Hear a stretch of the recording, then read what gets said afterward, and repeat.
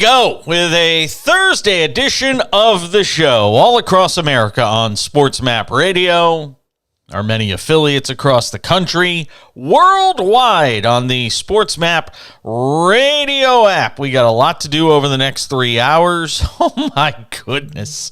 Who knew when we got off the air last night? I mean, who could have imagined that 30 minutes after we got off the air last night, Kevin Durant would be traded to the Phoenix Suns, and then all hell broke loose today. I mean, everybody and their mother was moving. I've never seen. There's something that has to be said at the outset here of the show. First of all, we'll be joined by Jason Cole, our weekly time with him. He will join us, national NFL writer, Hall of Fame selector on a night where we have new inductees into the Pro Football Hall of Fame. Hall of Fame selector, Outkick.com, national NFL writer Jason Cole will be with us 30 minutes from now. So we'll talk with him about that. Then in the next hour, about 90 minutes from now, Eric Pincus, who does a great job on the NBA with Bleacher Report, also a capologist, to talk about all the stuff that went on with regard to the NBA trade deadline, as much as we could squeeze in with him for 10 minutes, because he's actually at the Lakers-Bucks game tonight in Los Angeles, but he's going to make some time for us. But let me just say this at the outset. I don't think I've ever seen, and somebody will have to correct me if I'm wrong, and I'm sure somebody will. I don't think we've ever seen before the Super Bowl week, the week of the Super Bowl, overshadowed by the NBA. And that's happened. Make no mistake about it. The Super Bowl this week in Phoenix, Glendale, wherever you want to say, Super Bowl week has been completely eclipsed by the NBA.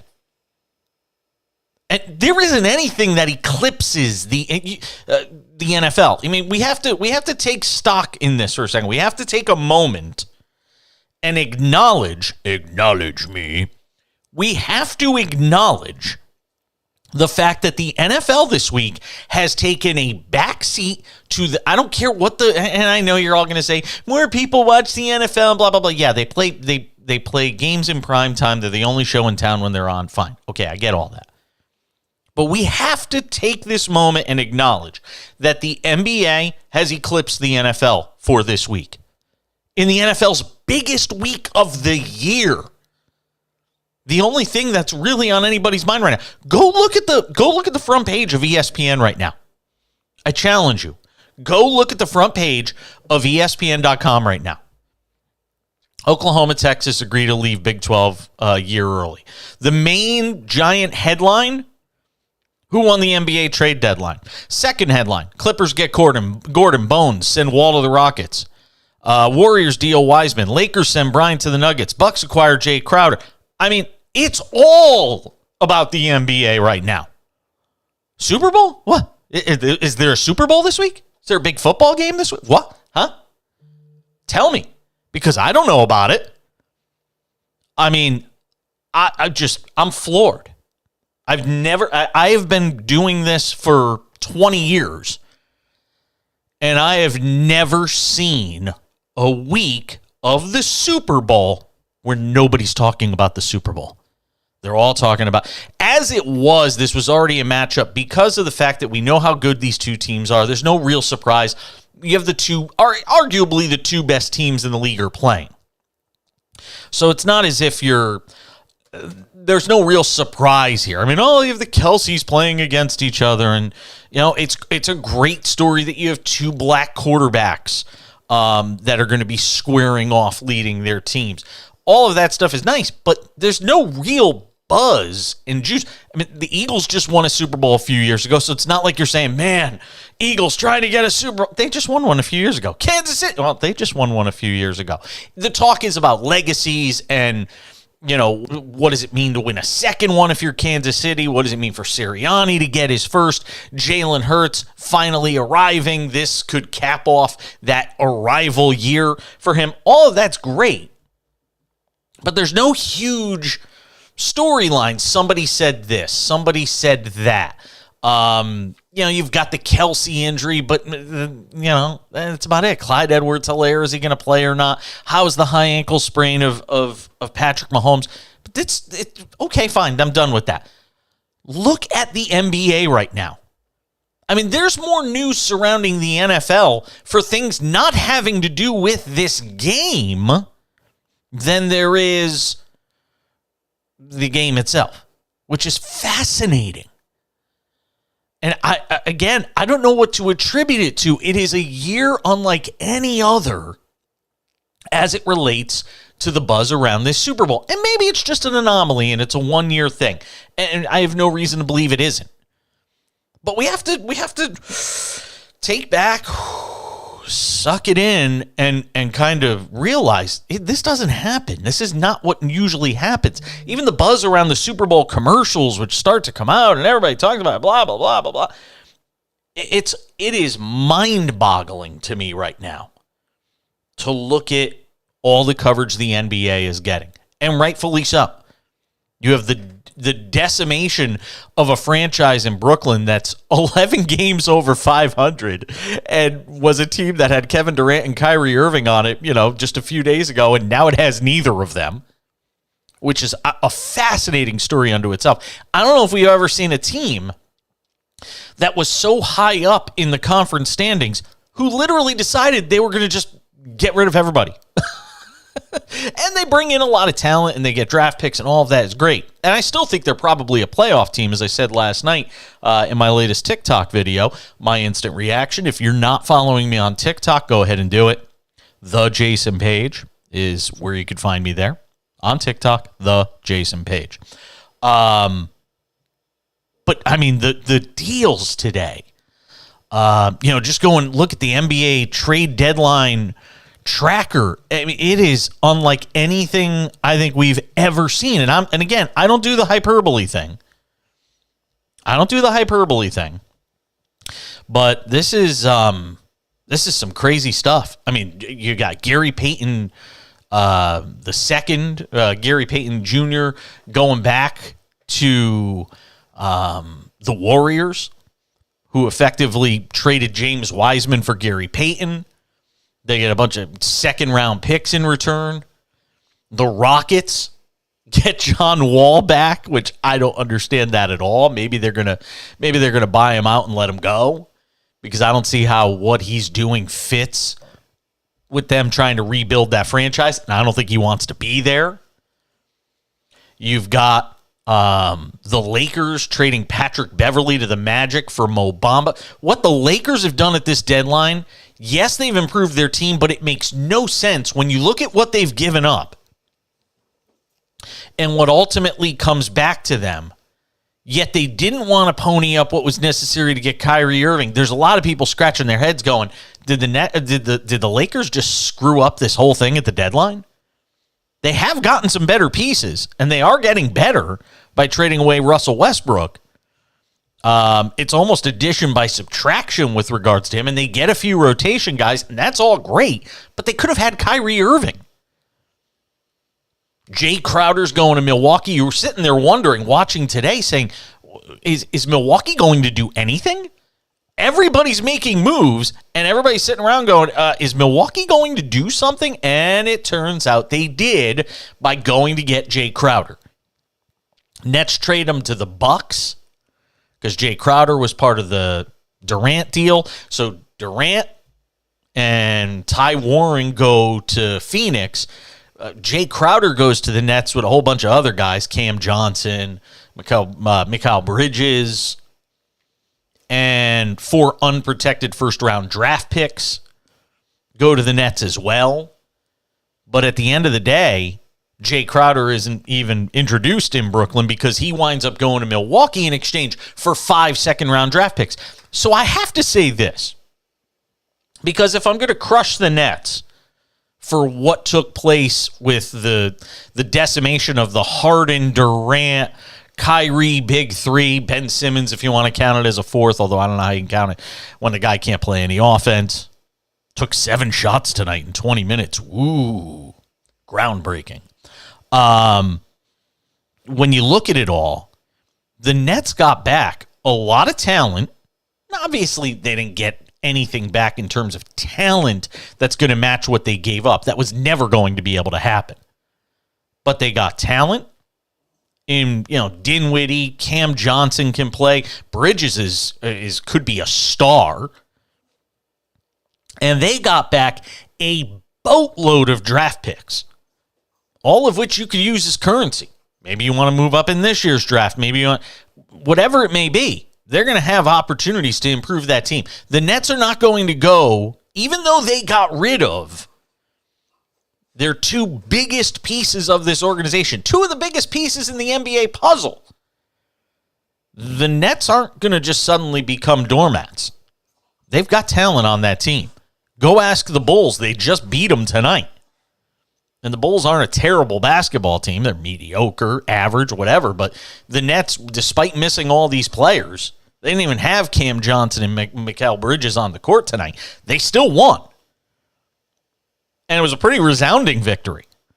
Of course, the Bulls shooting like 20% from three on like 27 three-point shots might have had something to do with it, but we won't even talk about that. There's a second game in the NBA doubleheader. We'll keep an eye on it with the Lakers and the Bucks. Lots to get to on the trade side. We'll continue to break it down. I'm Jason Page. Good to have you with us on the Cash In. Just getting started on SportsMap Radio. I want that in the podcast.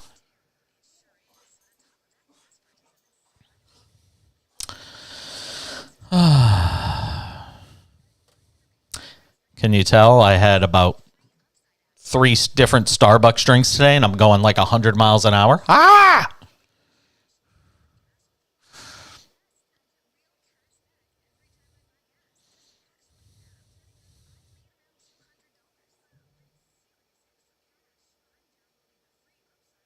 LeBron's not playing tonight.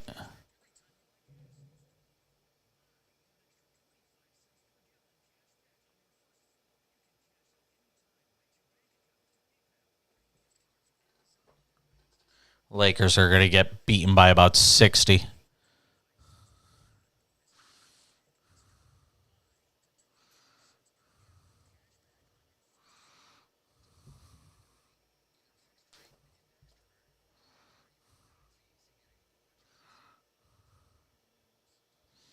Brian McDonald? And he didn't say hi to me, that piece of...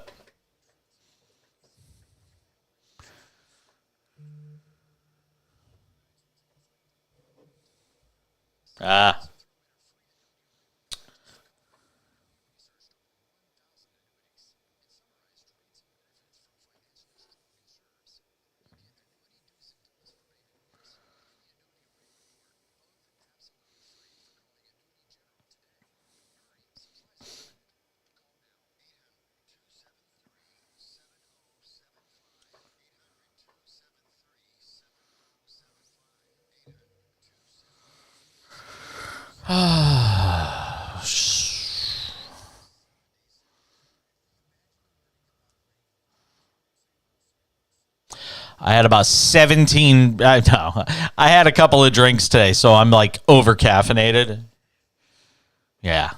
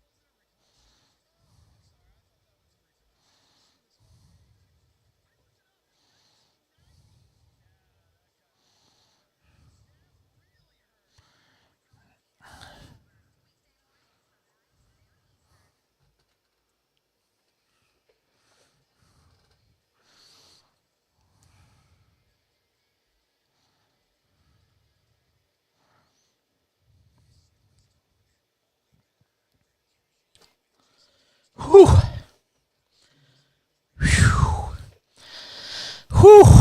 Not gonna lie, I've got goosebumps right now. I'm trying to hold it together. Wow. Woo, wow. At the NFL honors tonight, whew, I'm trying not to cry on the show right now. What a moment at the NFL honors tonight. You've got Damar Hamlin. Wow, that's powerful stuff, man. You've got Damar Hamlin on stage, surrounded by the University of Cincinnati Medical Center team, the medical staffs of the Bills and Bengals and the University of Cincinnati Medical Center, being honored tonight, and Damar Hamlin center stage. The people that saved his life. Whew, wow. That is a powerful image. Really powerful image. And just, wow, just terrific to see this young man who we thought we were going to lose. I mean, it's just, you got to restart somebody's heart twice on a football field. Wow, just amazing stuff. Whew. All right, I'm trying to regain my composure here for a second. That is some powerful stuff to see him out there standing tall and proud and on the road to recovery. It was even noted yesterday, and this is just an afterthought to all of this, because you know what? The only thing that really matters is the kid's going to live. This young man is going to live. When I call him a kid, people get mad because they think it's derogatory, but it's not. He's young enough to be my son. Wow. Great stuff. There's a phone number if you want to call into the show, 1-800-224-2004. I always neglect to give it out. 800-224-2004. You can also tweet at the show at any time at the back page. Again, on Twitter, reach out at the back page. So tonight is the NFL honors, and they're giving out all the different awards. Pretty unanimous, not unanimous, but it was pretty understood that Geno Smith was going to win Comeback Player of the Year. He did. Brian Daboll wins. Joe Burrow wins your 2022 FedEx Air Player of the Year. Comeback Player of the Year had to go to Geno Smith. For anybody who's mad, says, "Oh, it should have been Christian McCaffrey." Geno Smith was basically left for dead by this league.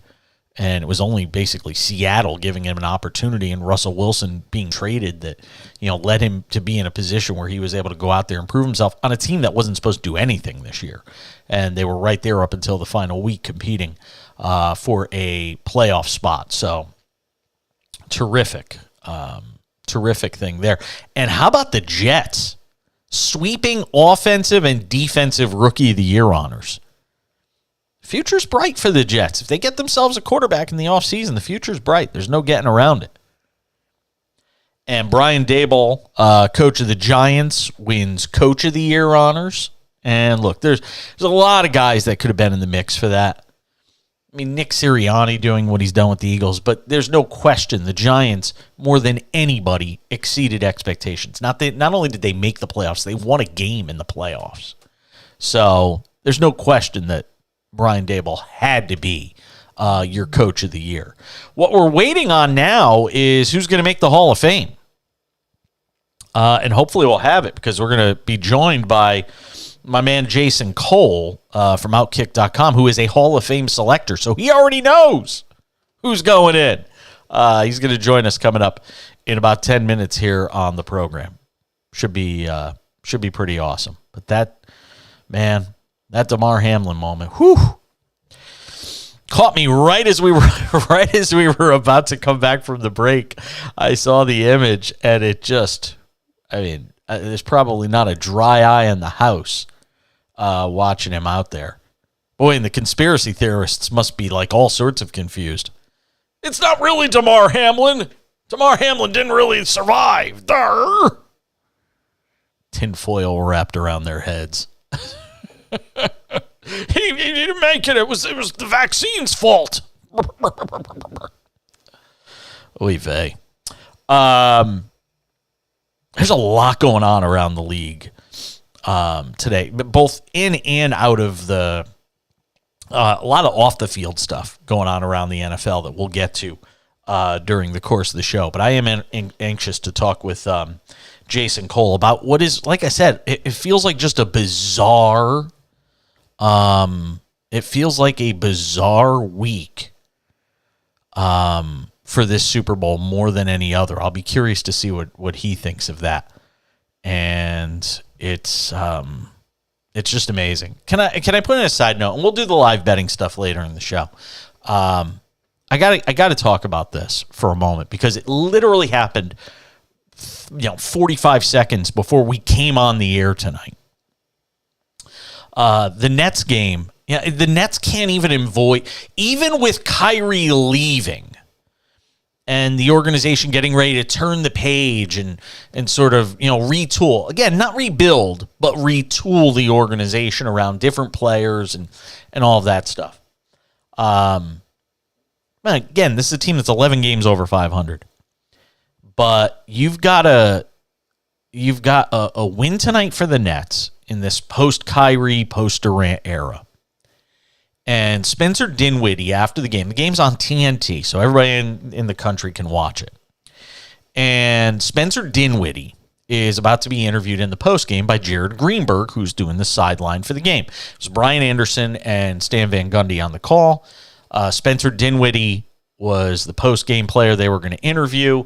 And Cam Thomas decided to come over and sort of crash the interview. So Jared Greenberg casually brings him into the conversation and says, "Hey, Cam Thomas, what about your guy here, Spencer Dinwiddie?" And he goes into this whole thing about how Spencer Dinwiddie was worried he was, going to bring down, I guess, the look of the team because it's, he's not the most attractive guy. And then Cam Thomas says, "He's a good-looking guy, no homo." And you could just, and Spencer Dinwiddie does, the nervous laughter thing. And you could see Jared Greenberg was like, "Oh boy."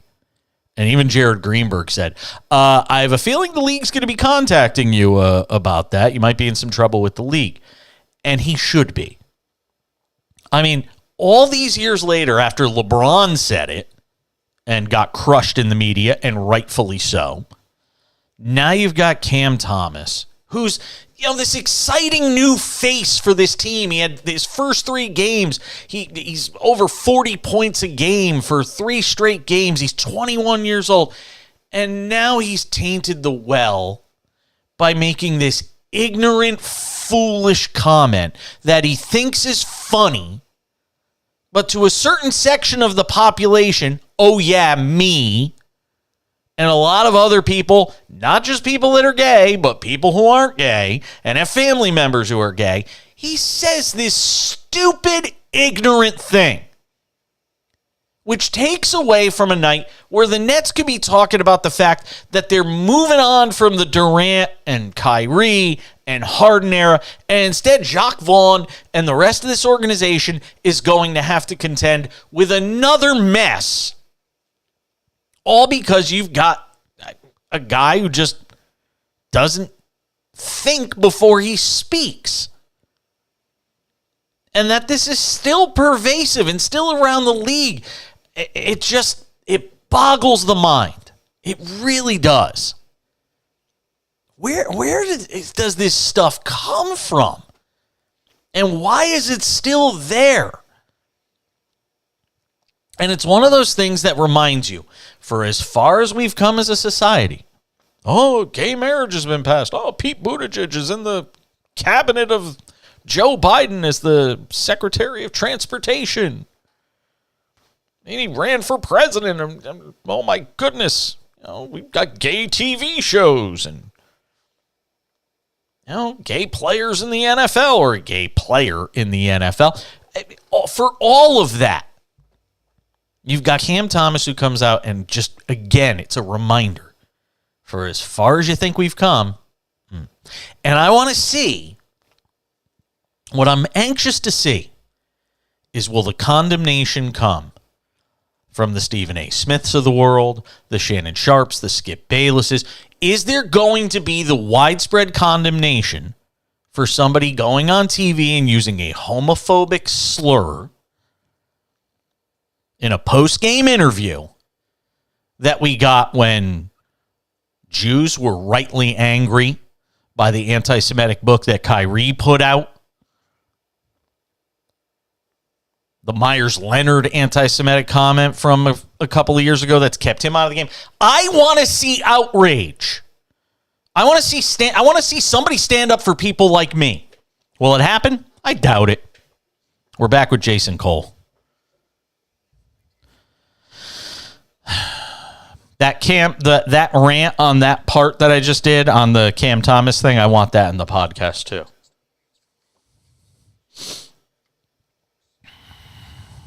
Not the whole segment, just that. You know what I'm talking. Well, actually, the whole segment was pretty profound. So you could put the whole segment in.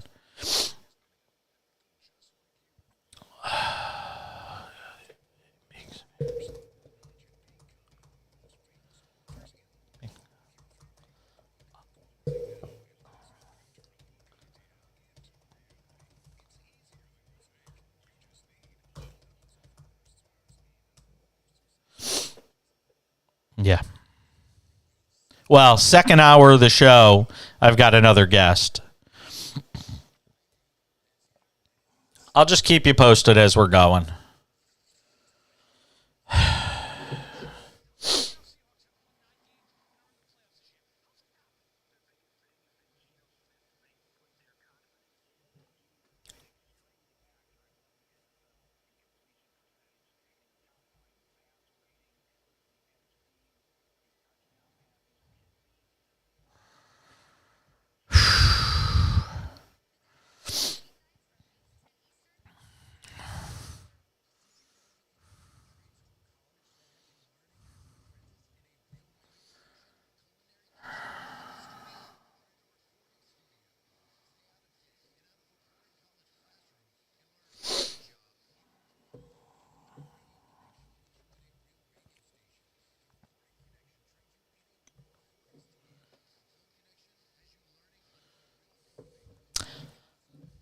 I'm literally sitting here texting.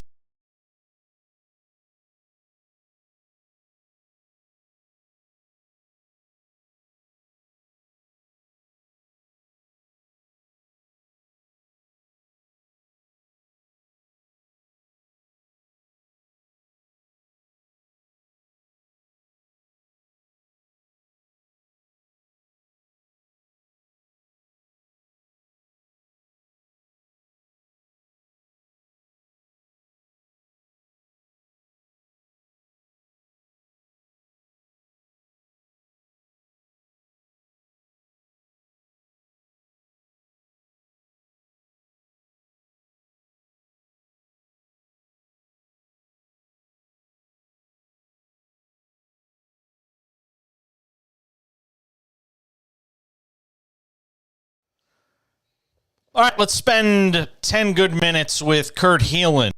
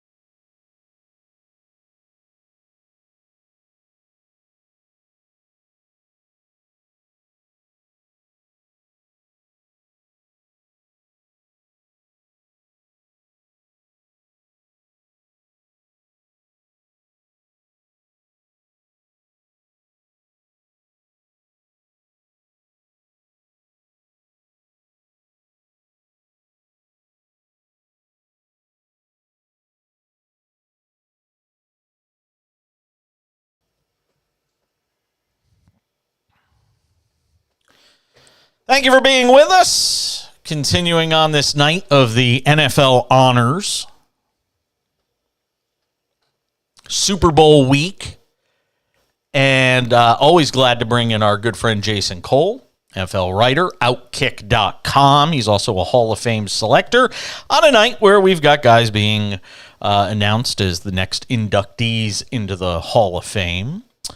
They haven't announced it yet, though, Jason, have they? No, they're a little late. They said earlier that when we got the note with the release from the Hall of Fame, an embargoed release, obviously. So you can't tell me? Jesus. No, I can't tell you until they announce it on the and I'm watching it. It was supposed to be around 7, and they pushed it back to now. And I mean, it's going to be I know. Look, obviously, I know who it is, but I can't do it. I just can't. No. I want to keep my vote. That's the problem. No, I understand. I've had this conversation with Heisman voters when they're like, "I'd love to tell you who I voted for, but I don't want to lose my vote." So I get it. This is fascinating, Jason. I was talking about this at the top of the show tonight. I want to see if you agree or disagree. It feels to me like of all the years that I've been talking about sports pretty much exclusively for the last 20 years. And to me, I don't think I've ever seen a week where the NFL in, the lead up to the Super Bowl has been absolutely eclipsed by the NBA. And I don't know whether it's because there's not a lot of storylines coming out of this game in terms of anything juicy or salacious. But to me, it feels like the NBA this week did something that I didn't think was possible, and that is steal the thunder from the NFL. Am I crazy? No, you're not crazy. No. I mean, look, it's the nuttiness of the upside down world that is the NFL, where the players determine where they want to play and have and I'm not saying that they shouldn't have a say, but there is absolutely no loyalty of any kind. And it's a totally dysfunctional thing that the the NBA is sort of toying with. When if you're a fan of a team, your guys can just demand that they leave, right? And what are you cheering for? What are you watching? What are you doing? I think it's a patently kind of unfair situation where players dictate what they want to do, and they can destroy the hopes and dreams of a team. Like the Nets went from a team that could possibly contend for a title to a team that should be, contending for the number 1 overall pick in a matter of a week. And that's just it's ridiculous. Yeah, it's funny. It's funny you should say that, because I had a guy approach me. When people know what I do for a living, and Palm Springs is kind of a small town in some regards, so a lot of people know who you are and that sort of thing, and people know what I do for a living. So I often get approached at the dog park of all places. But, we have a usual crew of people that are there, and they come up to me and they say, they always want to talk to me about sports, and I say, pay me. But in all seriousness, somebody today was kind of ticked off, and it was an older gentleman who said, I'm done with the NBA.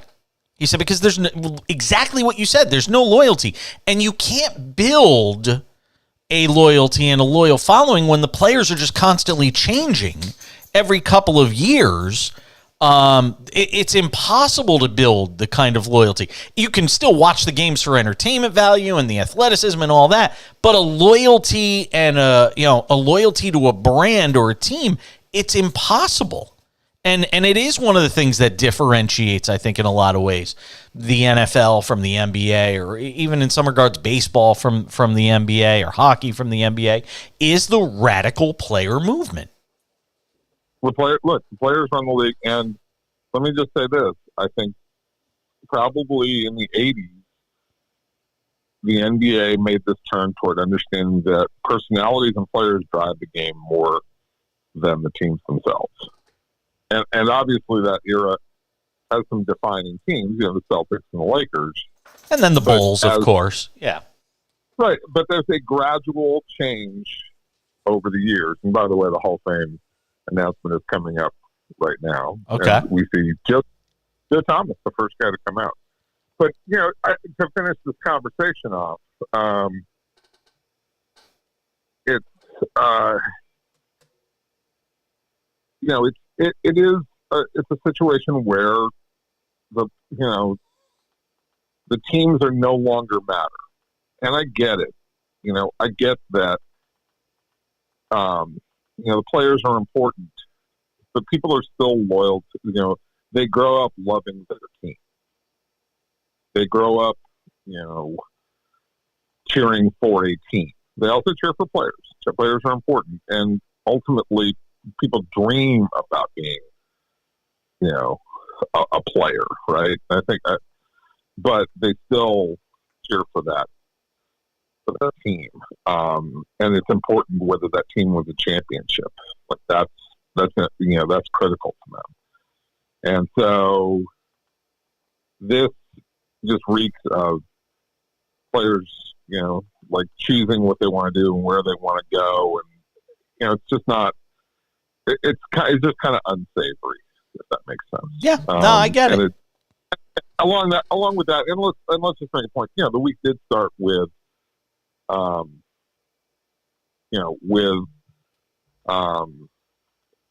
with LeBron James, on Tuesday, setting a pretty amazing milestone. Although I'll say this, even as a Lakers fan, and I'm a diehard Lakers fan. Even with that, like there was something. It was more about LeBron himself, and again, that sort of makes sense. But it felt more like a glorification of him than a glorification of the game. If that makes sense. So I see. But that said, hey, look, it's a great thing. It was a great thing for the NBA, but the trades, not so much. All right. So who have we seen announced so far for the Hall? Joe Thomas. Darrell Revis, those are the obvious ones. We've had DeMarcus Ware. We've had Joe Klecko. Wow, Joe Klecko, huh? Yeah, Joe Klecko, great player. I got a great Joe Klecko story. We're about to see. We also saw who else came out here. I'm trying to take a look at. They passed me by. What was the other modern era guy?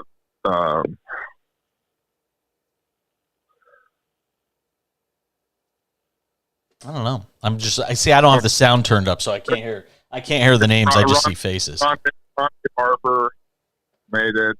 Don Coryell made it in. And we're about to see a Ken Riley's family. Is that Rondé Barber? Rondé Barber is in. Yeah, so we got Joe Thomas so far, Rondé Barber, Darrell Revis, DeMarcus Ware, Chuck Howley, Joe Klecko, Ken Riley, Don Coryell, his daughter is coming out. His daughter looks exactly like him. It's amazing. I don't know if that's a compliment or not, Jason. Well, I mean, if you know what Don Coryell looks like, you look at her face and you're like, wow, yep, that's Don's daughter. So, all right. And then the last guy is Zach Thomas. Wow. Fantastic. Now, do you guys all have to agree? Does it have to be unanimous? No, it's 80%. Once you make the final, I think. Well, actually, I don't know how they change the rules all the time, but I think you're supposed to get 80%. Not to put you on the spot, did you vote for all of these people? Yeah, I voted for all these people. Okay. So once it got to the final, I was like my whole thing. I thought Coryell deserved it all the way along. And when we bring up these guys that the senior committee are old timers, as it were, I don't vote against those guys unless there's some overwhelming reason. Like the only contributor that I've ever voted against was Paul Tagliabue. because after all arguments and everything else, I just don't think he did a good job of taking care of the players. And while you work for the owners, there's a responsibility you have to the players, and I think he shirked that responsibility, didn't do it proper diligence, right? And I just can't get past that, right? And so, Tagliabue is the only guy that I ever left off, but he eventually made it. And again, I don't get final say over these things, but no, of course not. The five finalists. I don't know why I'm hearing. Oh, my fault. I didn't realize we were up against the break there. That's my fault. I didn't hear the music. Okay. I'm going to bring you back on the other side if you don't mind. Sure, no problem. How did I not have my audio turned up? That's my fault, Justin. Just tell me where I left off. Yeah, that's fine. I didn't realize. Damn it! I didn't have. Usually I have my fader up so I can hear the music. That's my fault. I was looking at the clock too. That's weird.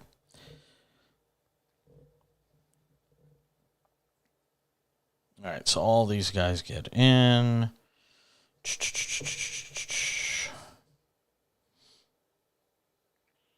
Any surprises on the awards?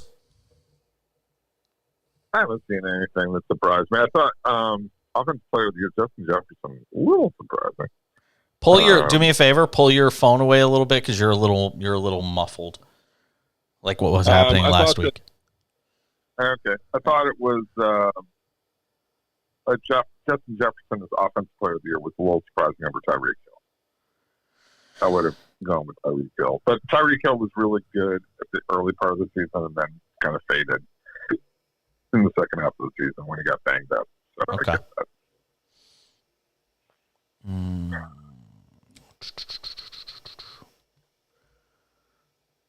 All right. I gotta go to Glendale, so I'm hosting a show on Super Bowl Sunday from the Desert Diamond Casino in Glendale. Enjoy that. Oh yeah, fun. 3 hours leading into the game.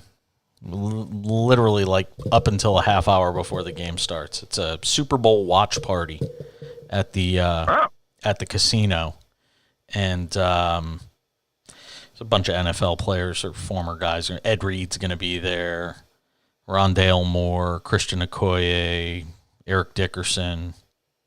So should be fun. The Nigerian Nightmare? Yes, the Nigerian Nightmare is going to be there.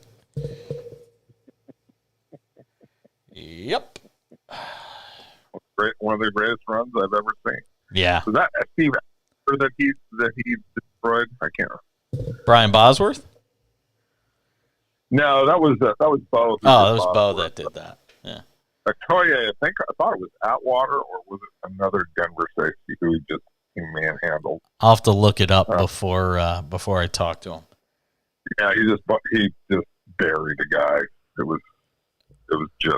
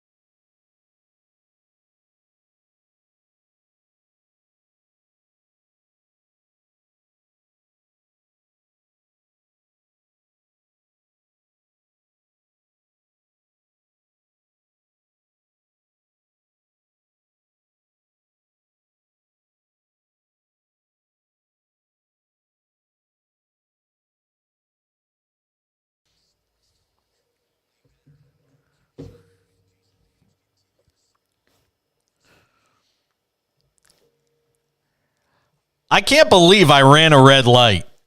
I totally ran the red light. I didn't have our audio up, so I didn't know that we were about to go to break, and then we were in the break, and I sounded like an idiot. My apologies on that to our audience. We're talking with Jason Cole, and my apologies to Jason Cole of Outkick.com, NFL writer, who joins us. We were talking about the guys inducted into the Hall of Fame tonight, and we got through that. And Jason is a Hall of Fame selector, also an NFL writer at Outkick. Gives us some time on the show on a night where you've got all these NFL honors. And I asked you this off the air, but I wanted to get you on the air and get you on the record. Of all of the NFL honors, the one that surprised you, you said was? Justin Jefferson with Offensive Player of the Year. I thought that Tyreek Hill was better. So, I mean, now he had a better first half of the season. You know, he was really great through the first 10, 11 games. Then he kind of tailed off. He was a little bit banged up. But I thought he was better than Justin Jefferson this year. I mean, obviously Justin Jefferson had some really critical catches. Don't get me wrong. The one against Buffalo is a mind-boggling play. But I just thought that Tyreek Hill went to Miami. He was the critical piece that made Tua a good quarterback for most of the first 10 games of the season, you know, before Tua got banged around himself. I think Tyreek Hill by himself almost turned them from just a really mediocre subpar team into a playoff team. Yeah. And that was quite a change. I mean, because their defense was terrible on the road. Yeah, he's that rare guy. And you could probably say the same thing about Justin Jefferson in a lot of ways. But Tyreek, to me, is just such a dynamic player. I probably would have given it to him. I thought he was that dominant this year. By a hair. Patrick Mahomes has got the MVP award as well. One last thing before we get off the honors and get into the actual Super Bowl, which is supposed to be the big story of the week, but it seems like it's been, like I said, eclipsed by just about everything, even some of the news going on around the league. And that was the Damar Hamlin moment where, and I don't know how many people knew that this was going to happen and they were going to, do this sort of thing, but I'm not going to lie. I almost lost it on the air when I saw it because it happened as I was on the air.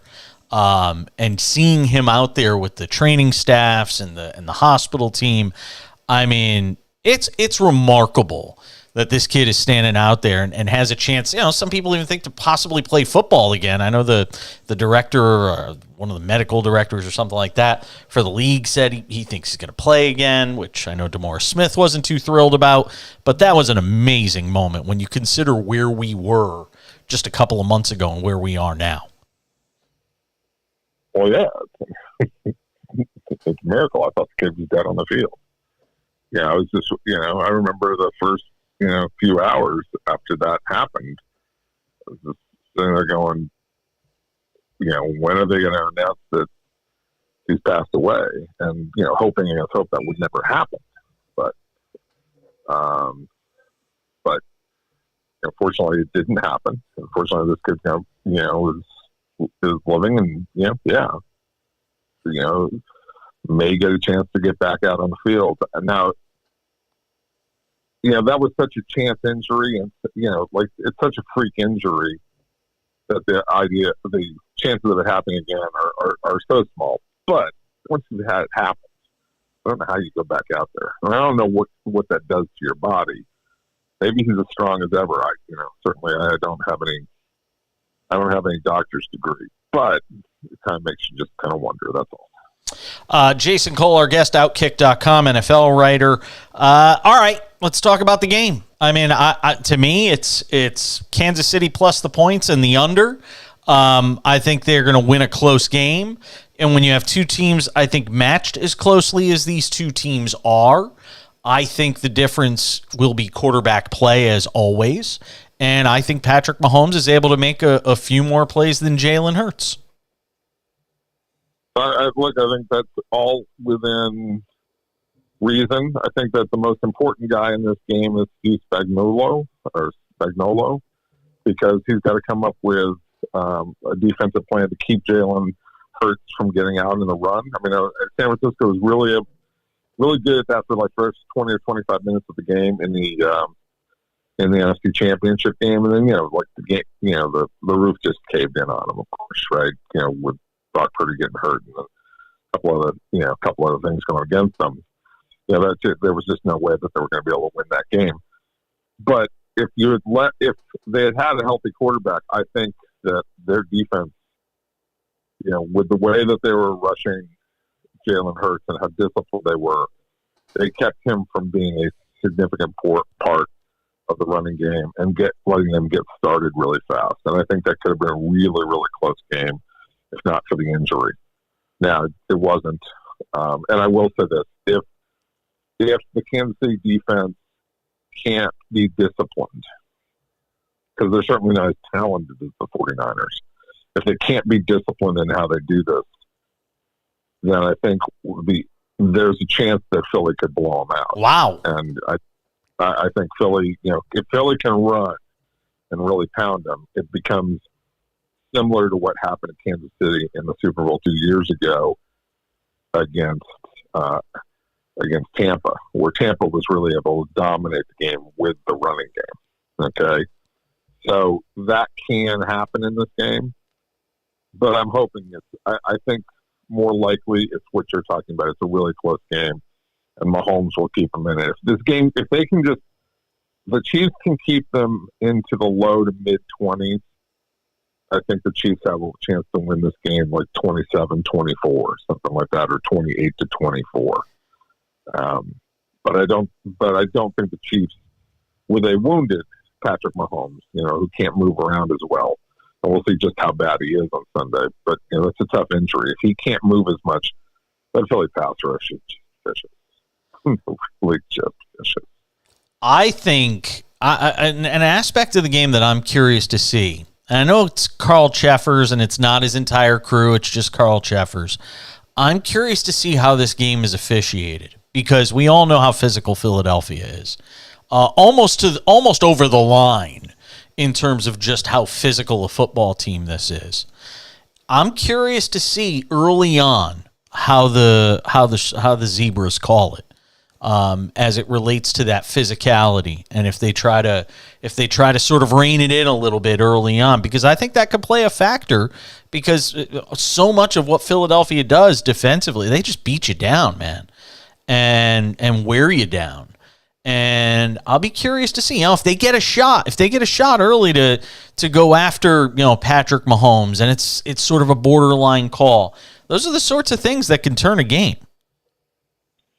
Yeah, I'm kind of curious. It is, how physical is their secondary going to be with this Kansas City receivers? That's what you really want to see, because Philly's secondary is very, very physical as well. And normally, like, the refs don't like to call in the playoffs. They don't like to call a lot of pass interference calls. They just don't. They dial it down quite a bit. And you remember when New England in their first Super Bowl victory with Brady, when they took on the St. Louis Rams, and they hammered those receivers all game long, and they just those penalties were not called. So that can happen in these games. And when that happens in these games, it changes the outcome a lot. Yeah. And it also pass rush to get there a little bit faster. It makes it much more difficult for Mahomes. So we'll see how physical they are, both on the back end and what you're talking about on the front end. Now, I will say this: they'll protect the quarterbacks in this. That one I have no doubt about it. But the receivers, that's a different deal. Jason Cole, Outkick.com. Check out his work there. Congratulations on this night, where your hard work as far as being a Hall of Fame selector comes to fruition, and we see guys getting inducted. It's been fun all season long, and next week when we talk, we'll be recapping the Super Bowl. I always appreciate it, my friend. Thank you for joining me. Anytime. Be good. Thanks, Jason. Jason Cole, our guest on the show. Dak Prescott, by the way, takes Walter Payton Man of the Year honors. And, I think it's great that, they do the MVP and they do all these different awards. And the last one they do is the Walter Payton Man of the Year, which is pretty cool. For all the things these guys do on the field, it's good to see them acknowledge what they do off the field. Another hour of the cash-in right around the corner on SportsMap Radio.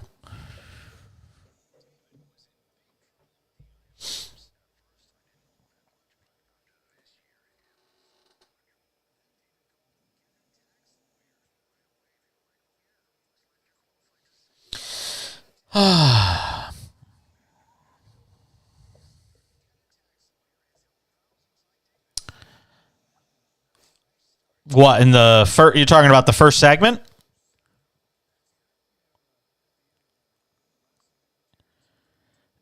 I didn't have so I have a pot on my board, and I bring it down during interviews because there's a little bit of a hiss, and I forgot to turn it back up. That's what happened.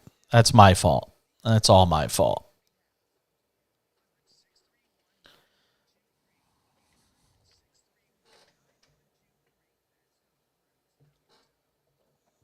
Yeah, just had no idea. No idea.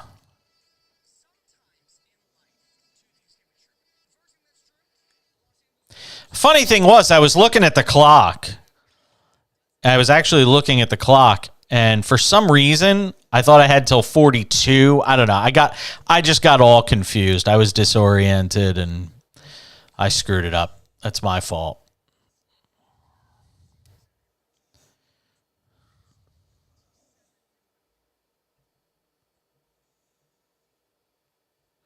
Yes, I just don't want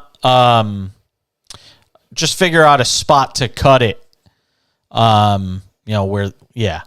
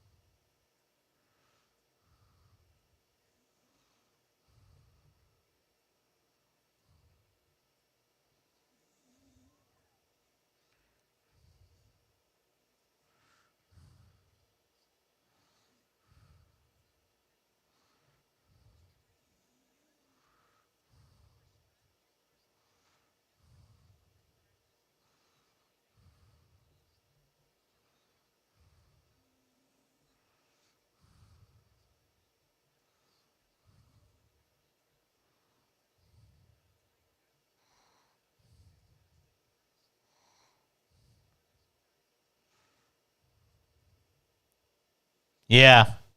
Yeah. It's a good trade for him. That's for sure.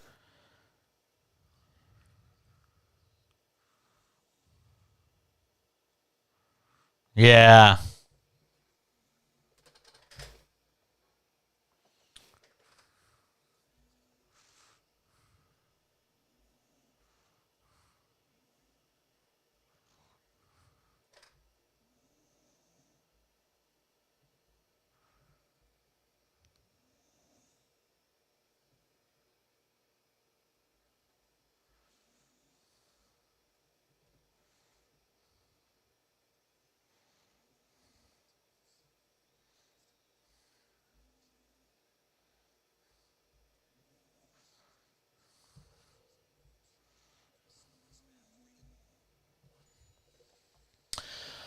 Another hour of the show starts right now on SportsMap Radio and the SportsMap Radio app. Thanks for being with us. Thanks to Jason Cole for joining us in hour number 1. Eric Pincus of Bleacher Report, noted NBA capologist, will stop by the show coming up in 30 minutes. We'll talk about all the NBA trade deadline stuff and what it all means. I think beyond everything, and we'll get into it with him, so I don't want to go too long on it here because I do have some other NFL off the field news that I want to talk about. But here's the bottom line with regard to all of this, and it's anybody who makes the playoffs has a chance to win an NBA championship this year.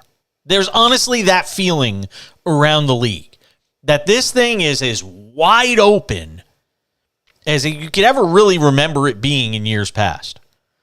That if you get into the second season, so to speak, if you get into the playoffs, you got a shot, a real chance. And that was evident by the bevy of moves we saw here over the last 48 hours, 72 hours, if you want to go back a little further. There's the legitimate feel like a lot of different teams feel like they have a chance. Obviously, the Mavericks go and get Kyrie.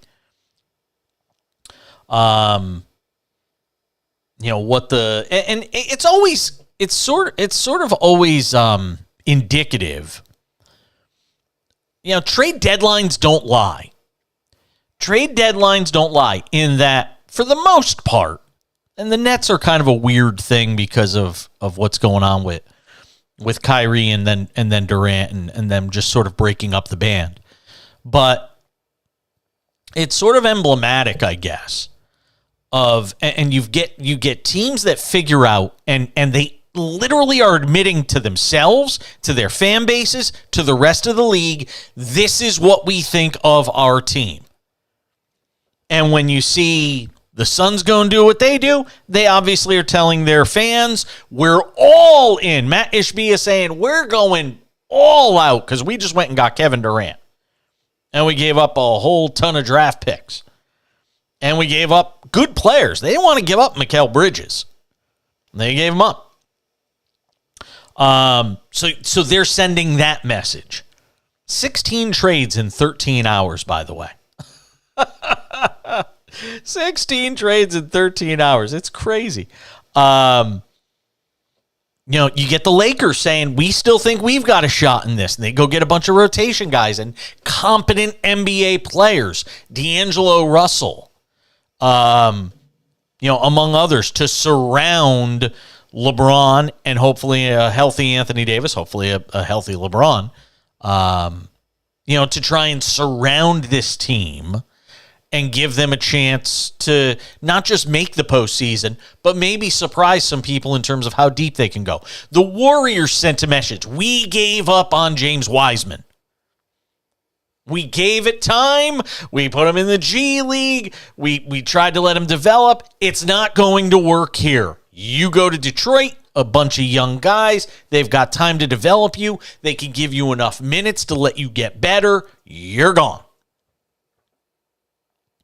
The Clippers going and getting Eric Gordon, who we were just talking about with Justin Barbosa, our producer engineer working out of Houston tonight, pushing all the buttons back there, who was saying he was happy for Eric Gordon because Eric Gordon gets to go to a team now that actually matters, as opposed to the Rockets, where the only question is, will they get Victor Wembanyama or not?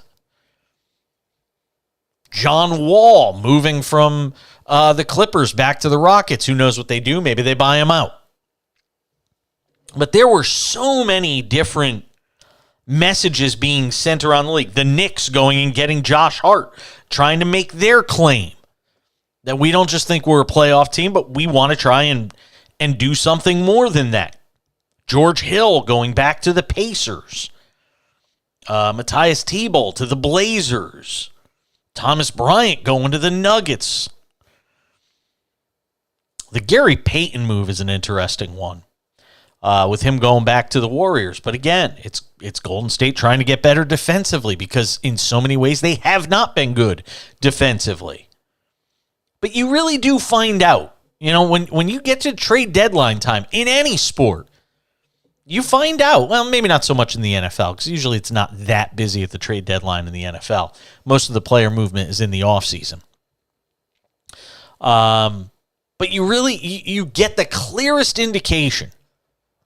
And the message this year that's loud and clear at the NBA trade deadline is everybody thinks they got a chance. Nobody believes Denver is inevitable. Nobody believes that Ja Morant and the Memphis Grizzlies are inevitable, or Giannis and the Bucks, or the Celtics, who, by the way, were very quiet at the deadline. Celtics said, you know what? We're going with what we got. That's very interesting. They didn't do anything at the deadline. I mean, maybe Mike Muscala. I mean, okay, you're adding some shooting, but that was about it. And the Celtics were, of all the contenders, quote unquote, they were really quiet. So were the Grizzlies. I mean, the Grizzlies didn't do anything. The Grizzlies said, this is our team. We're ride or die with these guys.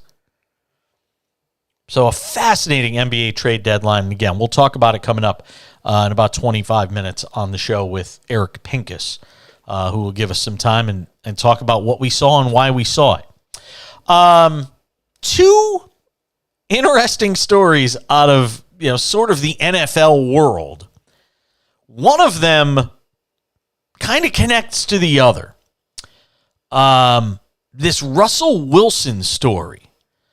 Oh, I mean, you cannot have a worse, 10 months than Russell Wilson is having right now. You get him being traded from, and I know people are saying, what are you talking about? He got a $250 million deal. Let me tell you something. He's about to go through some things, to borrow a phrase. Russell Wilson is about to go through some things. So the story has come out today that the former Walter Payton NFL Man of the Year Award, we were just watching Dak Prescott get the Walter Payton Man of the Year Award. Broncos quarterback Russell Wilson won that award in 2020, partly because of his Why Not You Foundation. There's only one problem with Russell Wilson's Why Not You Foundation. In the 2 years since 2020, the Why Not You Foundation, this charitable arm of Russell Wilson, has spent twice as much money on its employees as it has spent actually giving money to people who need it. Oh, yeah. Wilson's foundation reported it spent $600,000 on charity and $1.1 million. Tyler Greenwalt, by the way, with the story for Yahoo. Wilson's foundation reported it spent $600,000 on charity, $1.1 million on employee salaries and benefits from 2020 to 2021. That's according to federal tax records obtained by USA Today. As the story says, in the simplest of terms, that means the Why Not You Foundation spent 21.3 cents of every dollar on charitable activities in 2020 and 27 cents of every dollar on charitable activities in 2021. And over the past 8 years, only 39.6 cents of every dollar was spent on charity. That's not a good look. When you've got a reputation that's starting to build, that's basically saying you're a phony, when you've got a reputation that, it's all for show, it's all a facade for the cameras, it's saying the right things, but not really meaning it, and you've got a story that comes out that says your big charity over the last 8 years has only put basically 39% of what it's taking in towards the charity, and in the last 2 reporting years, only 21% and 27% respectively, you are in trouble. Ryan Tarpley is the CEO of the foundation, who also works for Sierra, Russell Wilson's wife, works for Sierra and Russell Wilson's family office. He made more than $200,000 annually the last 2 years. It's a cushy job. While executive director Carly Young earned more than $150,000 a year. This is supposed to be a charity, by the way. You know, charity is sort of giving your time. Not saying they shouldn't get compensated at all, but $200,000, $150,000. Scott Pickett, the foundation's CFO, who's also the president of Wilson's brand management and production company, made around $60,000 a year for part-time work. That's not good. Mark Rogers is Wilson's attorney and sports agent, negotiated the contracts, told USA Today he believes both employees were paid appropriately based on their talent, experience, and knowledge they were bringing to us. But a nonprofit oversight attorney named Andrew Morton tells USA Today he thinks there's a high probability the IRS could penalize the foundation for excessive benefits. I'm telling you, man. It does not look good. It's a bad look for Russell Wilson. So how did this nonprofit, where's the money going? I mean, it's crazy.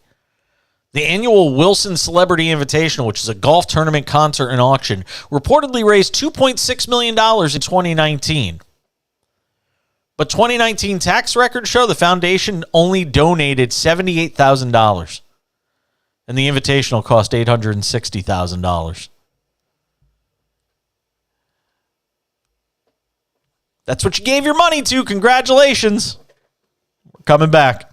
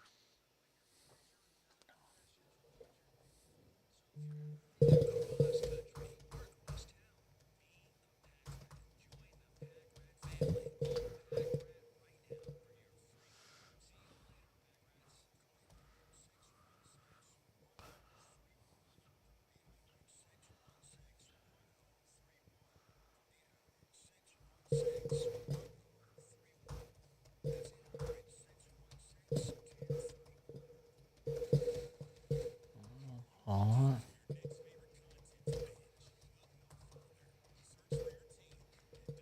right.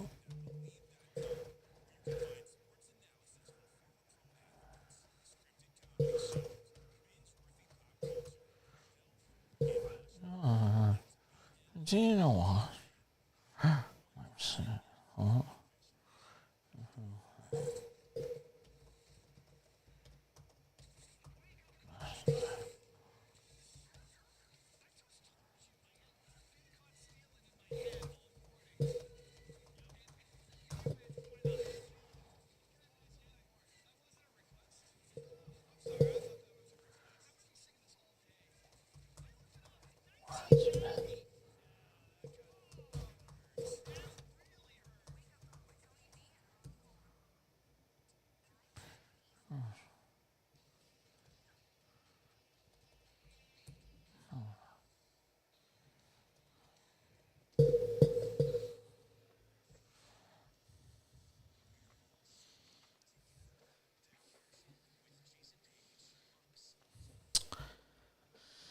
Just updating that Cam Thomas story from earlier because people may not have seen it, but in the post-game tonight on TNT, the on-court interview after the game, after the Nets beat the Bulls with a largely smaller group than they had just a few days ago, Spencer Dinwiddie was being interviewed, and Cam Thomas decided to sort of video bomb the interview, and he came over, and Jared Greenberg, who was doing the post-game interview, Jared Greenberg asked a question about Spencer Dinwiddie to Cam Thomas, and Cam Thomas started sharing a story about how Spencer Dinwiddie was worried that he wasn't a good-looking guy or something like that, and then Cam Thomas saying, "Oh, he's a good-looking guy," said, "No homo," to which some people are upset, as they should be, because there's no place for that. And a short time later, about 45 minutes ago, Cam Thomas put out an apology on Twitter. I'll read it to you. "I want to apologize for the insensitive word I used in the post-game interview. I was excited about the win and was being playful. I definitely didn't intend to offend anyone, but realized that I probably did. My apologies again. Much love." And then he put up a heart emoji, and yeah. And I'll be honest, I just replied. I actually just replied to his replied to the comment that he made, and basically I'll tell you what I put in the tweet, and that is this: you can apologize, but words matter. Words have consequences. I know people think that you can just, and we got into this. I'm not going to get into some political rant, but we got to this place somehow where people just think it's okay to say absolutely anything, be damned the consequences, and we just move on it because we move on from outrage to outrage in this country. But I'll say it again, as somebody who's a member of the LGBTQ plus community, these things matter. Words matter. Saying something like that on TV, how many, teenagers who might be questioning their own sexual orientation or might be in the closet because they're afraid to come out, because they're afraid of what people are going to think. You know what the teen suicide rate is amongst LGBTQ plus kids? You know what the suicide rates are? And you've got Cam Thomas out there, saying something like that. He doesn't realize, and I'm not trying to destroy this young man's life. He's 21 years old. I'm not trying to destroy his life. But sometimes you don't realize the consequence and the weight and the gravity of your words. That there's some teenager out there watching this game who might be watching your post-game interview, who might be a fan, who might also be identifying as gay or lesbian or bisexual or transgender, and you are scaring that person from being their true self. You're excluding them. You're saying you're not welcome. Because the word he used, which I've used because I think I'm in a position to use it, given my understanding of it as a member of that community, it matters. And people have to understand there are consequences to this stuff. And I'm not going to lie, it pisses me off. It really does. And I want to see how the league responds to this, because we saw how everybody responded to, Kyrie Irving going, my God, you can't, puts out this book and this video, and it's got all these anti-Semitic tropes, and rightly people were mad, as they should be, and they tried to make him understand the gravity and the weight and the consequence behind what he put out there, and how his reaction to it really was not balanced with the gravity of what he had done. And I want to see a response from the league on this, how these words matter to a marginalized community in our society. Let's see if they do it. 1-800-224-2004, 800-224-2004.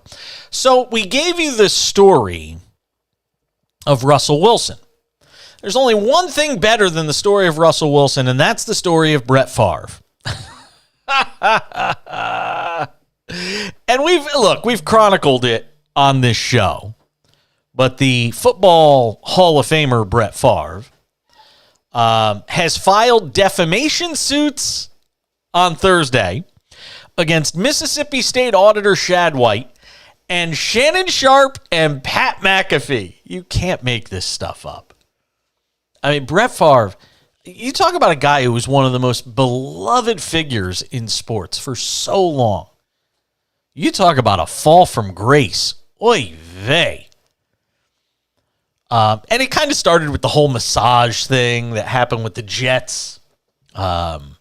Massage therapist and all that stuff. And if you don't know the story, you can go Google it. Things he had done that certainly did not shine a positive light on him. So he is suing for defamation Shannon Sharpe, Pat McAfee, and this Mississippi State auditor. Because Mississippi is actually suing Brett Favre in a civil case that seeks to recover misspent welfare money. So he's literally suing them for saying that he allegedly did something that he's being sued for having allegedly done. Does that make sense? And you know what? Go ahead. I'd be like, go ahead and sue me if you're Pat McAfee, who's got more than enough money to deal with it. And I never want to be put in the position of having to defend Pat McAfee, but I will defend Pat McAfee here. Because we've all talked about this story ad nauseum. University of Mississippi Athletic Foundation is one of 10 parties the Mississippi Department of Human Services is seeking to sue in an expanding lawsuit trying to recoup millions of dollars. It is amazing. Largest public fraud in state history. So they say, we're going to come after you, Brett Favre. And Brett Favre says, I'm going to go after anybody who says that I allegedly did this. And if I'm Pat McAfee and Shannon Sharpe and the state auditor, I'm like, go ahead, because that opens you up to discovery, which means we get to show why we're saying this about you. And then he's got to go on the defensive. Yeah. Who thought this lawsuit was a good idea? Demetrius in Dallas, you're on with Jason Page. Go ahead. I'm good. What's up, Demetrius?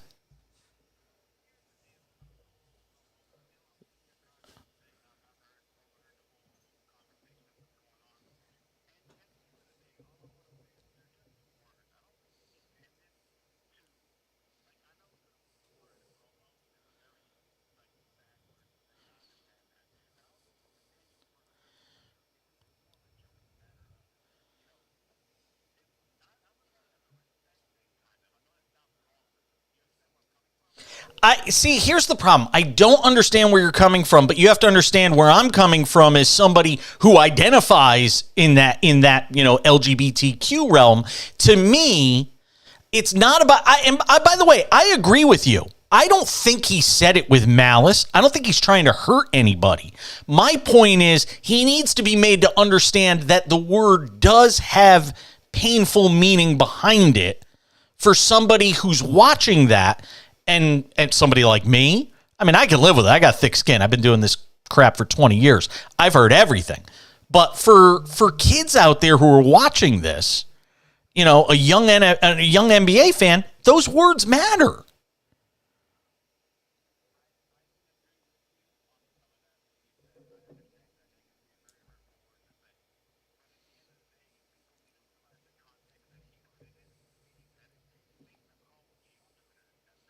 Yes. Yes.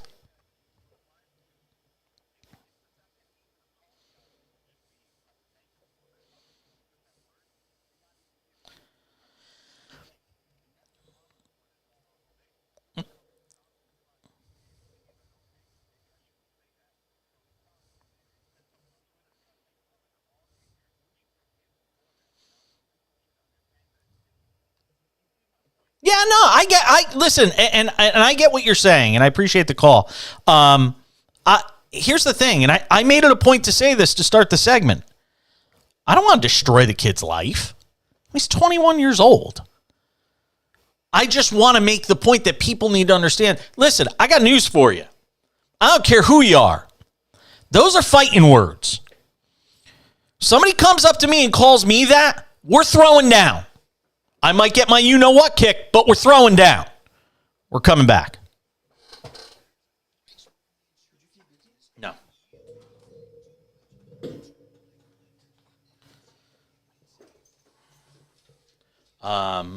Yeah.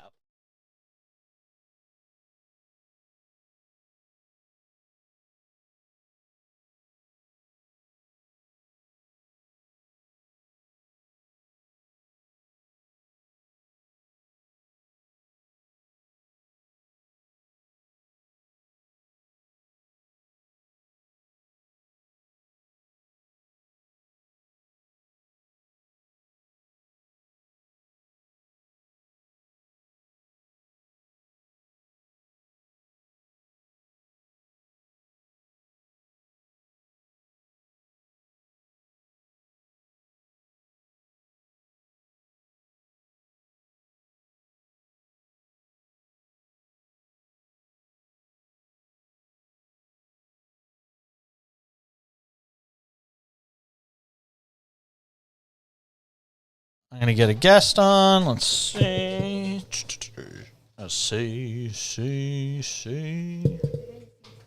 Dude, I was running right up till showtime. Sure you could. Yeah, 30 minutes.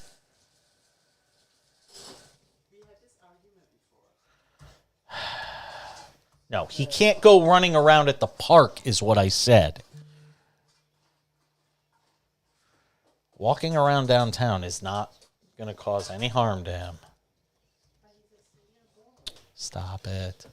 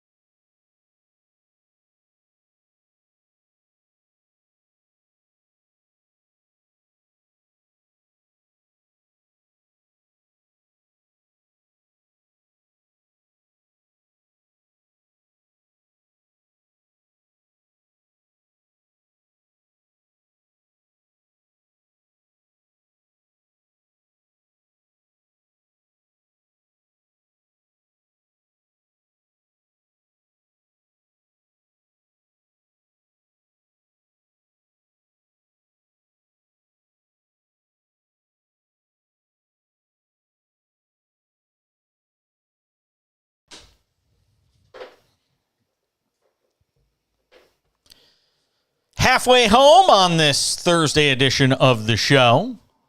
Talked about the NBA trade deadline. I was texting with this guy earlier, and I said the NBA did something that I didn't think could ever be accomplished. It literally eclipsed Super Bowl week. And it's unlike anything I've ever seen. Eric Pincus, NBA capologist, writer, and instructor with Bleacher Report, the Sports Business Classroom. He's a busy guy. That's what that means. Gives us some time on the show tonight to talk about one of the wilder NBA trade deadlines we've ever seen. I was just asking him before we came on the air, is it the craziest deadline, the nuttiest deadline that we've ever seen in the NBA? And he said, you got to basically kind of analyze it and stack it up next to others. But off the top of your head, and I won't hold you to it, it's got to be near the top, right? Absolutely. I mean, it was kind of normal until KD got traded. When that news broke, it was like, okay, this is off the chain. This is nuts.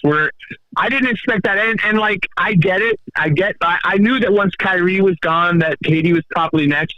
But I think most people in the league didn't anticipate that the Nets would move that quickly. And credit to them, because they got the deal they wanted. They got a bunch of draft comps. They got like 4 firsts. They got a couple of really solid players. Some could complain, or maybe they could have waited, gotten more.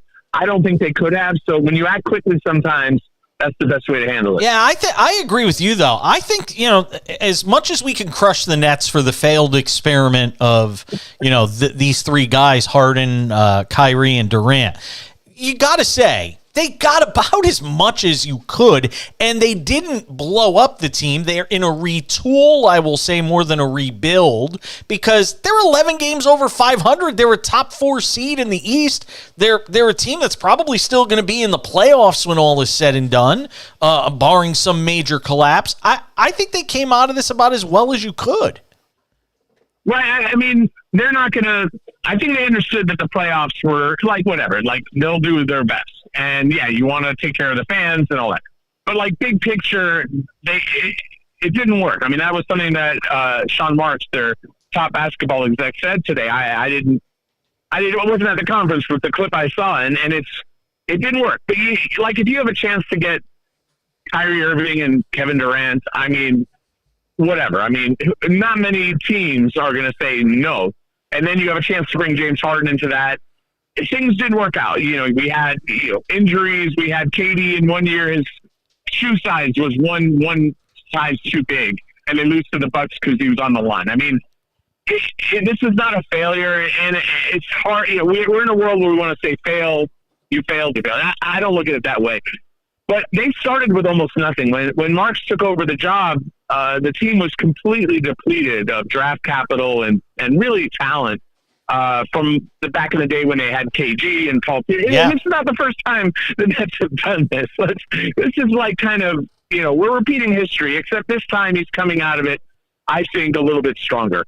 Yeah, and I think if you're Jacques Vaughn, when you think about the team you had now versus the team you have now versus the team you came in with, and sort of the reversal of fortunes here, I think in some regards it's got to be sort of invigorating to Jacques Vaughn, because he's got a bunch of guys that are going to play hard. He doesn't have to, other than the Ben Simmons situation, which is kind of a drama unto itself. He played a bunch of minutes in the first half tonight. He barely played in the second half, so who knows what the hell their plan is for Ben Simmons. He's going to have a bunch of guys that are going to play hard, and he's got a chance to sort of build this roster in conjunction with Sean Marks in the image that he wants it. I mean, I hope so. I agree with you to an extent, and I just hope he's there to see it come to fruition. A lot of times you get a coach who is the hand holder as the team is restructuring, rebuilding, whatever, and then when they finally get talent, they go in and bring in a bigger name, and I hope that's not the case. In the case of Jacques Vaughn right now, just like in Utah, where they moved out of Donovan Mitchell, they moved out of Rudy Gobert, and those two really were not on the same page. And the team shifted into something else, but they didn't have like a star. And certainly, Lauri Markkanen's an all-star this year. I'm not belittling him, but he's not necessarily a big personality. And that's what the Nets were. They were built around huge NBA personalities. Kyrie Irving is one of the most challenging, and, not criticizing. Certainly he does deserve criticism for some of what's happened, but I'm just saying he's a big personality. KD, big personality. James Harden, big personality. And so you get rid of some of these egos and obviously talent. So your upside is lower, but it can be more fun for a coach. Like Utah, you see them playing, having fun. Now the Nets are going to have a little bit more fun. They're going to be able to play a little bit more freely. They're probably just not going to be as good, and I think that's okay. I mean, this is a step back they had to take. I'm talking with Eric Pincus, does a great job on the salary cap and the NBA with Bleacher Report. He's an instructor of the Sports Business Classroom as well, giving us some time here on the show. All right, what do you make of the Lakers? A lot of people are saying, kind of crushing them, saying they screwed up the Kyrie thing. They should have wound up with him. They didn't. That they sort of did all this backwards, with what they got on the back end of the trade deadline. How do you sort of stack up where the Lakers are once everybody gets to LA and the way this roster is assembled? Well, I haven't liked what the Lakers have done the last few years. Obviously, they won their title, and you don't take that away from them. But I haven't really. I don't think. Obviously, bringing in Russ, can we all say it was a mistake, right? Like, who doesn't agree with that at this point, right? So they lost all of their depth to bring in a guy who just patently didn't fit with LeBron James. And they've been trying to trade him for like about a year or whatever. But the thing about trading him for Kyrie, like Kyrie is a challenge. And he's extremely talented, but it's sort of pitching right back into where you were before. Yes, he would probably work better than Russell Westbrook, but you've got to invest in him long term, and that's proven to be a challenge for teams to have a trustworthy relationship with Kyrie long term. So I didn't, when they didn't go all out, there are different reports. My reporting is that yes, they talked, yes, they made an offer. No, they didn't really actively go hard for Kyrie Irving because they didn't want to do that without knowing he was going to extend for a short period of time, which he wasn't willing to do. And so, adding 2 more years and timing him with LeBron and AD so that they're all around for this year, the current season, next year, the year after. Fine. You want to lock in Kyrie for 4 or 5 years this summer and have that negotiation? No, you're not giving up 2 firsts, Austin Reeves, and whatever else to get that to happen. So, but now, they pivoted and got D'Angelo Russell, who is somebody they can similarly reinvest in, but at a cheaper price. They got depth with Beasley and Vanderbilt. They brought in Mo Bamba, who can replace Thomas Bryant, a better contract situation, better defensive talent. We'll see how that all fits. I think Vanderbilt is underrated in this deal, and I think D'Lo brings the one thing that Russ doesn't really do for the Lakers was he couldn't play off the ball. And D'Angelo is a better off-ball player as catch and shoot, that sort of thing. I think it'll work. I think they've got a long way to go because, where they are in the standings, but I think they have a real shot to certainly make the play-in and through that, the playoffs. Thoughts on the Clippers? They go and get Gordon. They ship out Wall. Give me some ideas to didn't like. How do you feel about what the Clippers did? Well, I mean, they experiment. There was an experiment to go for John Wall. That's where they put their money instead of paying Isaiah Hartenstein, who actually went on to play with the Knicks. That was really his decision. But they didn't have a backup center. They got Mason Plumlee. Absolutely fine. As good of a, he can start in the case of Zubats being hurt. That's solid, right? Fills the need. In the case of Wall, the chemistry just wasn't right. What he does just didn't fit with what the Clippers do. And so, Eric Gordon, former Clipper, good veteran. Bones Highland's a really nice young scorer. Doesn't really defend, but can score. And I think the Clippers are sort of doubling down on, they got to just score. And they need to be younger. John Wall is a nice player, but and Reggie Jackson had been great for them over the last few years. But it just wasn't clicking this particular year. There have been stretches in his career with the Clippers that wasn't working. And it's a lull, so they made some changes. I think I don't know if it puts them over the top, but it gives them a better chance. They have the center they needed.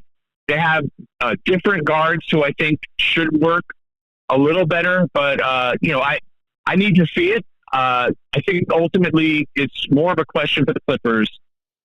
Who and what are Kawhi Leonard and Paul George in terms of health? Just like with the Lakers. If AD's healthy or not, that's going to be a big thing. That's going to be determining whether the Lakers are good.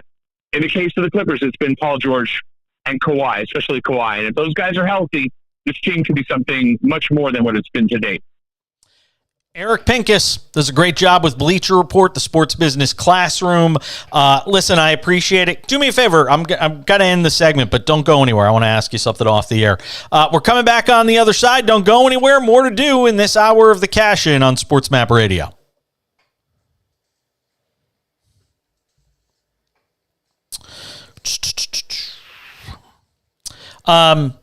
You surprised the Grizzlies did nothing? Didn't they? They did do something. They traded Danny Green. Who did they get back? I mean, but it wasn't. They didn't do anything. They got Kennard, right? I mean, even the Bucks went and got Jay Crowder. I mean, I thought the Grizzlies might do a little bit more. I mean, is that them just basically saying we think we can win a title with what we got? So I think they got Luke Kennard, which is a shooter. Unless I'm crazy, that helps. But I had reported that, like, the Grizzlies and the Pelicans are in a position where they're so good and so young and have so many assets that they're probably not going to do anything outrageous. There's no one that's going to get knocked out of the rotation. You know what I mean? Yeah. Obviously Steven Adams is hurt, but, like, you're not going to take Ja and Tyus Jones out of the rotation. You're going to take Baines and Dylan Brooks out of the rotation. You're not going to take JJ, Triple J, and Adams out of their spot. You're not going to take the Gonzaga kid. Isn't he Gonzaga who's the backup center? Like the young guy. Yes, I know you're talking about. Yeah. Same with the Pelicans. Like, obviously Pelicans haven't been healthy. But, like, if you've got, CJ, you've got Ingram, you've got Zion, you go down the list.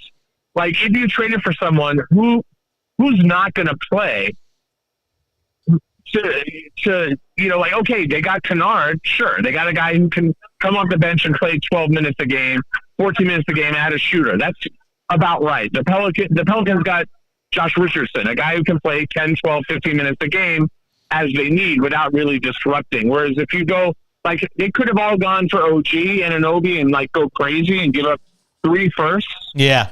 But, the Raptors were just so greedy, rightfully so. Yeah, they really were. That was the only real option, and they really didn't want to blow it up. So you would have to pay. It's not that they're saying they're basically testing the market because they know they have to. They have to either keep what they have or blow it up. Right. But they don't have to do it now. Right. And so, like, you want to pay us to do it now, we'll do it now. But you got to really pay us to do it now. And why should those other teams who are among the best in the league, and obviously the Pelicans have fallen off with injuries, but anyway, that's my take. I got you. Well, listen, I appreciate it. No, seriously, because I didn't have enough time to ask you about it on the air, so I really wanted to get your thoughts off. Thank you. Just reach out. Yeah, no, I appreciate it. Be well, and let's talk soon. Yes, sir. All right, thank you. Bye-bye.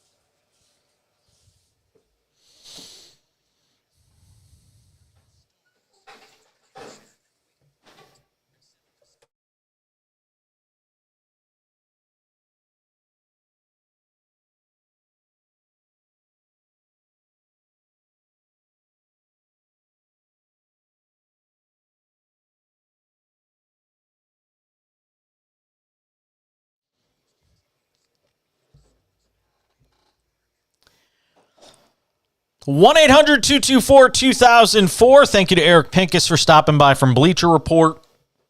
He does stuff for everybody. NBA TV. He's all over the place.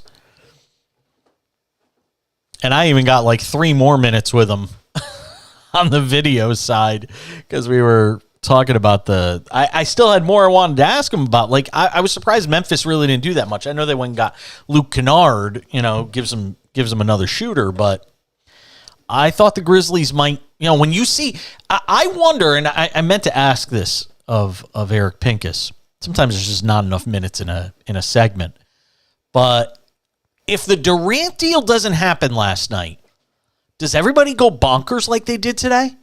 Like, did that just set off a whole chain of events because, did everybody say, whoa, Phoenix went and did this. We've got to go and do this. Now it's game on because the Suns just basically went and declared war on the league by going and getting Kevin Durant to play with Chris Paul and Devin Booker and DeAndre, and if we don't do something, then none of us, we're all playing for second or third, basically. I wonder how much of that there was because everything just went nuts after you got the Durant news last night, and it just kept trickling down, and we just kept getting move after move after move. It's what it felt like. And the Mavericks obviously made their move. I know our friends listening on 97.1, The Freak in Dallas, are thrilled with that. I can't wait to see what those two look like together on the court. Again, think what you want of Kyrie Irving. And there's plenty of opinions going around, and I've already expressed mine on the guy. But from an on-the-court perspective, it will be fascinating coming out of the All-Star break to watch him and Luka Doncic sort of figuring it out together. And, because, again, Luka's not a guy that plays off the ball. So I don't know how you match those two up, how you match those two together. It's going to be fascinating to watch. And Luka's not going to take a backseat to anybody. He's a guy that likes to have the ball in his hands for 16 seconds out of the 24 in the shot clock. How do you do that when you're playing with Kyrie? It's going to take an adjustment from both of them to make it work. So I don't necessarily judge what we see out of them the first 3, 4, 5, even 7, 8, 9 games. Can they get it figured out by the time you get to the postseason? That's what matters. And they gave up some of their supporting cast, so, okay, what are you going to get out of the rest of your team when those two are on the bench? Billy in Dallas, you're on with Jason Page on SportsMap Radio. What's up? What's going on, my man?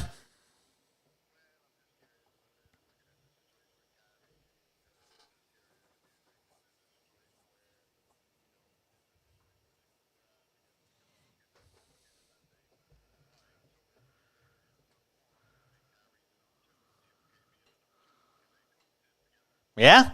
Listen, you ask the $1 million question, Billy, and I appreciate the call. I don't know. I don't think anybody knows until we see them on the court together. And this is the thing. And we just learned this. We just learned this in Brooklyn with Durant, Harden, and Kyrie, and the mess that whole thing was. Some things look great on paper. And sometimes you just say, hey, put two stars on the court together, and they'll figure it out. And I'd say probably 75, 80% of the time, these are guys that have been playing basketball their entire lives. Usually they're going to figure it out.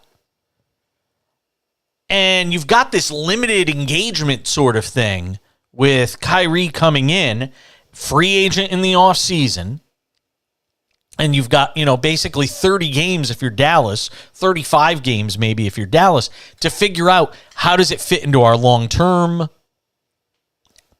aspirations. Listen, your guess is as good as mine. I know it's not a popular thing for a talk show host because we're supposed to be of one mind about everything. We're supposed to be, take one side. It's going to be great. It's going to suck. This guy's great. This guy's terrible. Win, lose. Sometimes I don't have the answer. And I don't think you can have the answer until you actually see them on the court together. And like I said, there's going to be these knee-jerk reactions.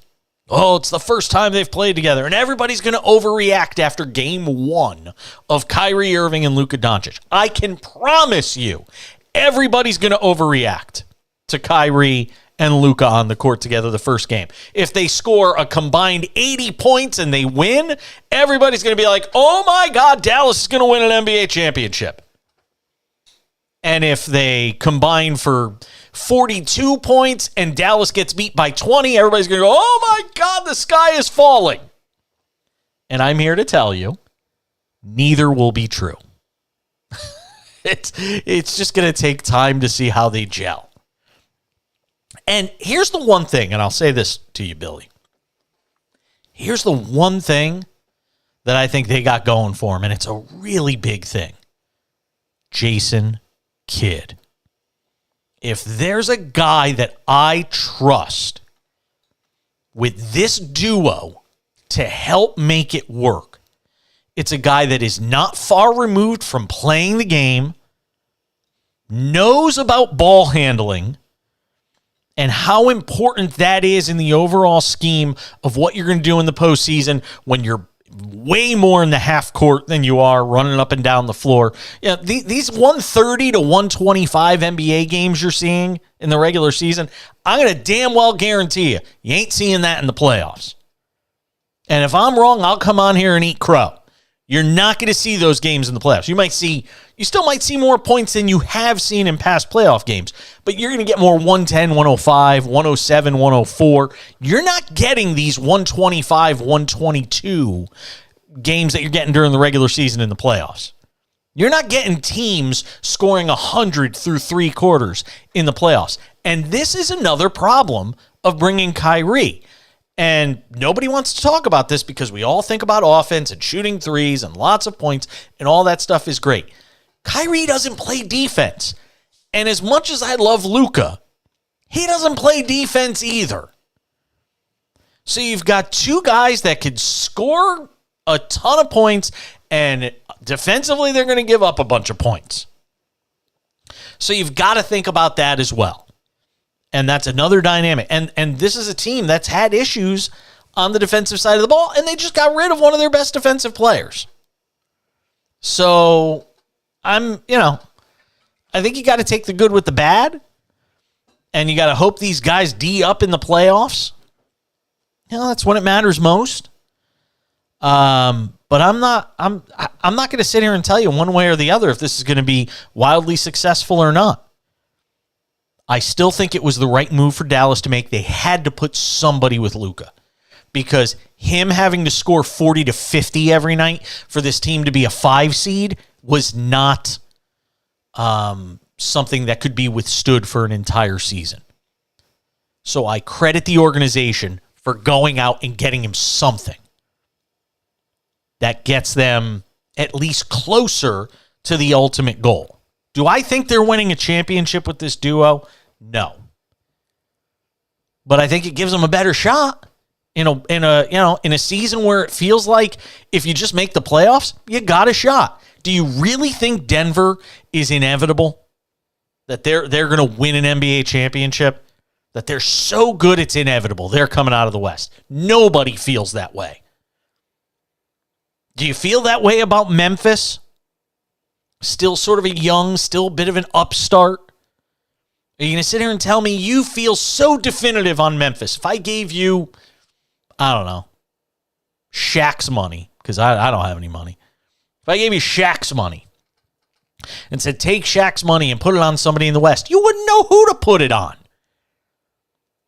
Because there is no definitive favorite. There's no prohibitive favorite. In the East, there's a little more clarity because of Boston and Milwaukee being what they are. Philadelphia, obviously. But even in the East, I got to be honest, I'm not as sold on this idea of it's going to be either Philadelphia, Boston, or Milwaukee. And even that is still 3 teams that have a legit shot, at least. I can't wait for after the All-Star break. We're done with the NFL this weekend. And we are wall to wall to the NBA postseason, and then baseball's here, the Final Four. It's a fun time of the year on the sports calendar, folks. Strap up. We're coming back. Hey, guess what's next? The final hour on a Thursday. It's the Cash In on SportsMap Radio. I'll be back. Ooh, I was feeling a little lightheaded.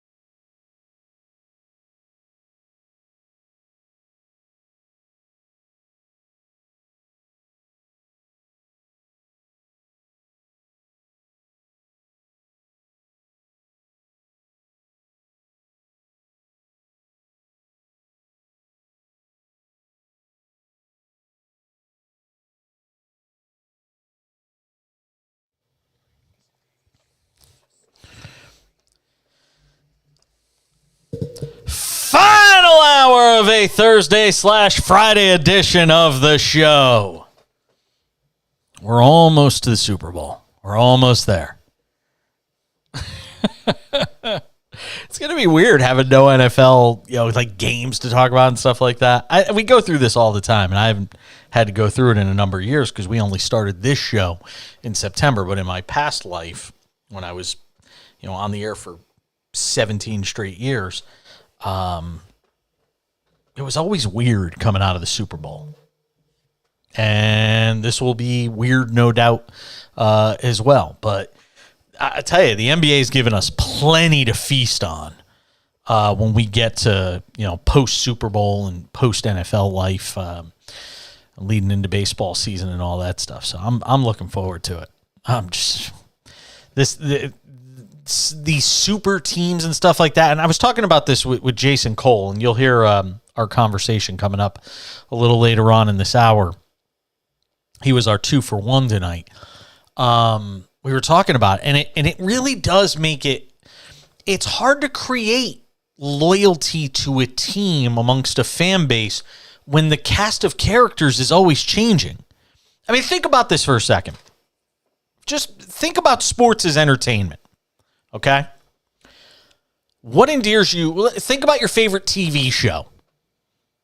Again, sports is entertainment. I always, yes, I know in some places college football is like religion. And even in some places college basketball is religion. But in general, most people consume sports as entertainment. Yes, there's a certain segment that gambles on sports, and there's a sports economy and fantasy sports and all those different things. But for the masses, sports is a form of entertainment. It's something that it's a distraction from whatever it is that you do day to day. Unless you're like me and you do it for a living. So let's analyze this from an entertainment standpoint. Think about your favorite TV show. Think about whatever your favorite TV show is.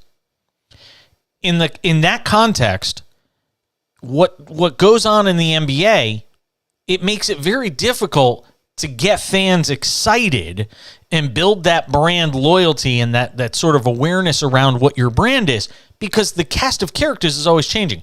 Imagine if you watched imagine if you were a Seinfeld fan and every 2 years the cast was changing. I mean, everybody. Every 2 years. No Jerry, no Elaine. After 2 years, it's gone. You think you would have had the worldwide phenomenon? Friends. Everybody loves Raymond. I mean, just you can go on and on. Think about whatever your favorite TV show is. What draws you in? The Walking Dead. Even something as sort of macabre as that show could be. It's that you have the same cast of characters. And when one leaves, it's devastating after having that character there for so very long. Well, in sports now, it's become so second nature to have these teams flip over and the cast always changing that to the point where American Express now does a buyback. If you're an American Express holder and you buy a jersey of your favorite player and you've got an Amex and you bought it with your Amex, they'll actually give you either they'll give you your money back or you could return the jersey and they give you the new team that the person's on, whatever it is. That's the point that we're at.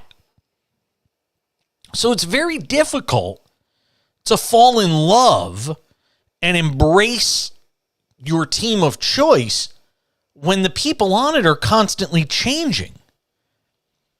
That's what I think the problem is. Like I said, I had somebody sort of set me aside at the dog park today where I always get asked questions about sports. And this person said, I'm done with the NBA.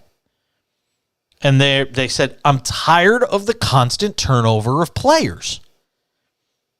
Now, if you're one of the teams that's getting great players, it's probably easier to stomach / digest than if you're the team that's giving up players.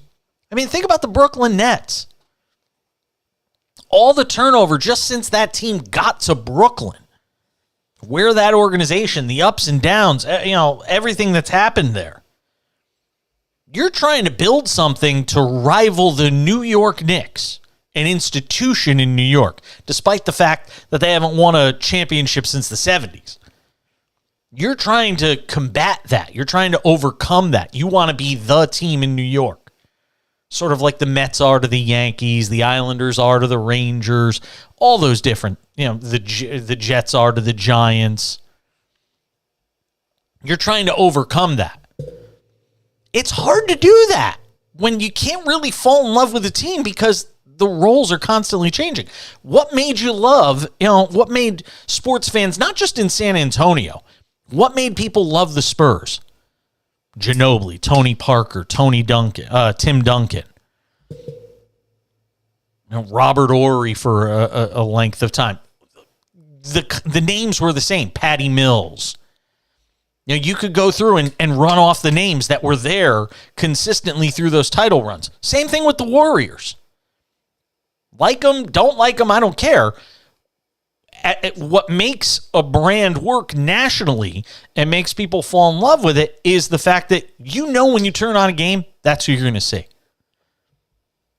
And you just don't have that in the NBA anymore. The league has given up on trying to keep teams together. It's all about player movement, which granted, it creates conversation. It makes us sit here on sports radio and talk about it. And again, there's no arguing. The NBA usurped the NFL this week in the NFL's biggest week of the year. The NBA was a bigger story. I'll guarantee I wonder if there's a place we could check this, but if you look at what Google searches were popular, I'll guarantee you the NBA was bigger than the NFL this week. It has to be. Again, go look at ESPN right now. Now, maybe it's changed because, some Hall of Fame inductions happened and the NFL honors just took place and DeMar Hamlin made an appearance. So maybe now. But up until tonight, this entire week has been owned by the NBA. I mean, Adam Silver's got to have a eating grin on his face ear to ear right now. And he ain't going to pound himself on the chest and try to tell the NFL, ha, we got you this week, because he knows at the end of the day there's going to be, a zillion people watching the Super Bowl on Sunday, and he'll never get that for an NBA Finals game. But for 1 week, and the biggest week of the NFL season, the NBA was king. And I don't know how it works for these organizations, how it impacts their bottom line, that you've got guys constantly changing teams. And maybe it's just older fuddy-duddies like me and the old guy at the dog park who comes up to me and says, I'm done with the NBA. Nobody ever stays on one team. Maybe younger people don't care. Maybe if you're an 18-year-old who's just fully into the NBA, you think it's great. It's like a video game. You think about kids today playing NBA 2K on their PS5. You got it's one right behind me if you look in our shot. You've got kids, playing those games. And what can you do on those games? You can move players like they're nothing. Like they're not even people. You're just moving names. You can create players. So maybe that loyalty just isn't there anymore anyway. Maybe younger NBA fans, the same NBA 2K crowd, maybe they don't care because in their video game world, they're able to do the same thing with players. I want to put LeBron James, Kevin Durant, Kyrie Irving, Joel Embiid, and Jalen Brunson on one team. Oh, you make all these moves, you put in a code, and boop, there it is. They're all on the same team. And you just created a super team. And then you're watching NBA teams do this stuff in real life. And when you see that, it kind of gives you, that feeling, oh, wow, it's just like my video game. Maybe that's what the NBA's thinking is. Maybe they know something we don't. That the younger fan doesn't have the loyalty the same way to a group of players. That doesn't have to be the dynastic Chicago Bulls. Doesn't have to be that same core group of guys. As long as it's entertaining, they win at the end of the season, okay, and then I'm on with my life. Maybe that's what it is. Maybe we got it all wrong. Programming note. Next Tuesday on the show, Stan Van Gundy will join us. Former NBA head coach and current TNT analyst. So next Tuesday, coming out of the Super Bowl, Monday we'll have all your Super Bowl post coverage. But next Tuesday, we go knee-deep into the NBA. The start of the run to the second half of the season. Stan Van Gundy will be my guest in the opening hour of the show. That on Tuesday. So make sure to stay tuned for that. Coming up in a couple of minutes, I'm going to tell you how you can win $1 million on Super Bowl Sunday. And it doesn't cost you a penny to enter. How about that? Who couldn't use $1 million? A cool million. Imagine what you would do with it. All you got to do is know a thing or two about football, or not even know a thing or two about football. I'm going to tell you about it coming up in a couple of minutes. And our live Super Bowl Sunday broadcast. I'll tell you about that next, too. I'm Jason Page. It's the Cash In on SportsMap Radio.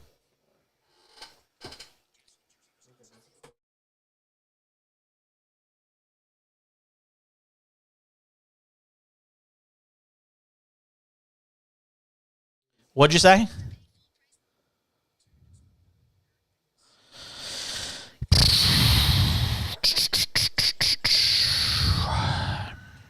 Did I say I wanted anything else?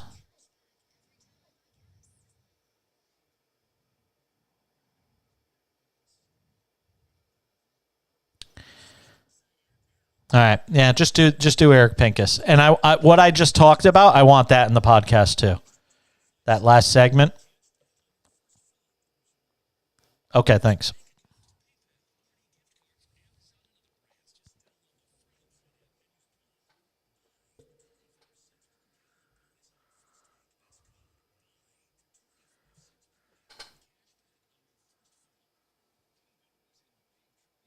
Oh, now he's coming to me.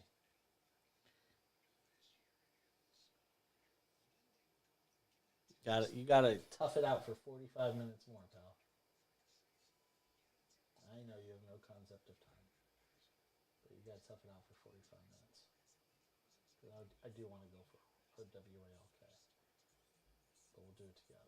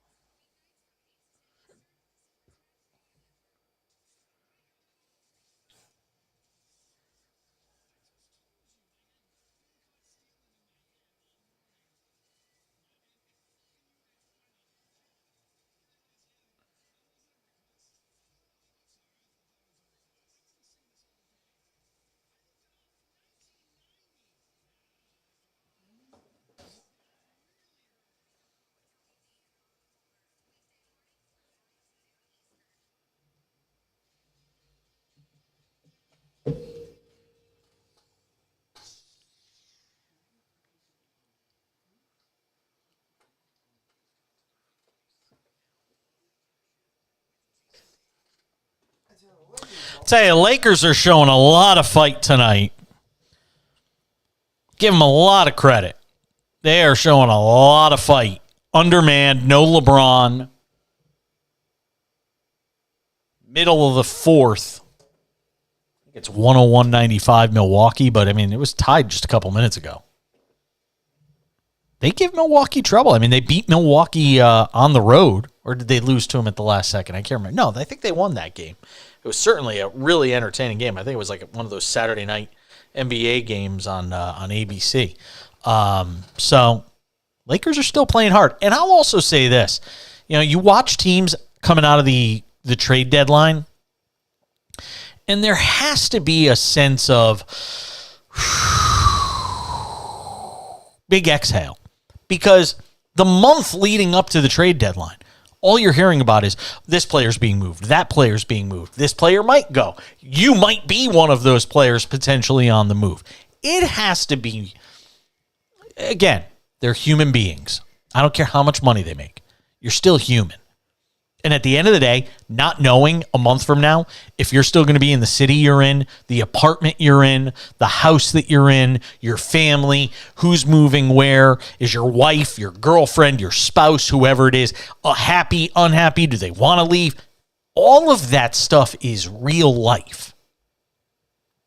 And I don't care how much money you make, it plays a factor. It plays a role in what you see from guys on the court. They'll tell you this all the time. So I think, once you get through the trade deadline, kind of loosens guys up a bit because now you know where you're going to be. There's no more questions. I mean, you might see a guy get cut here or there, but I mean, in general, the main guys, the guys that are on the roster, the guys that are playing, that's it. That's your team. And now you know they're going to be there. My conversation with Hall of Fame selector and Outkick.com NFL writer Jason Cole is coming up 13 minutes from now. He's our 2-for-1 tonight on the show. I've got an opportunity for you, okay?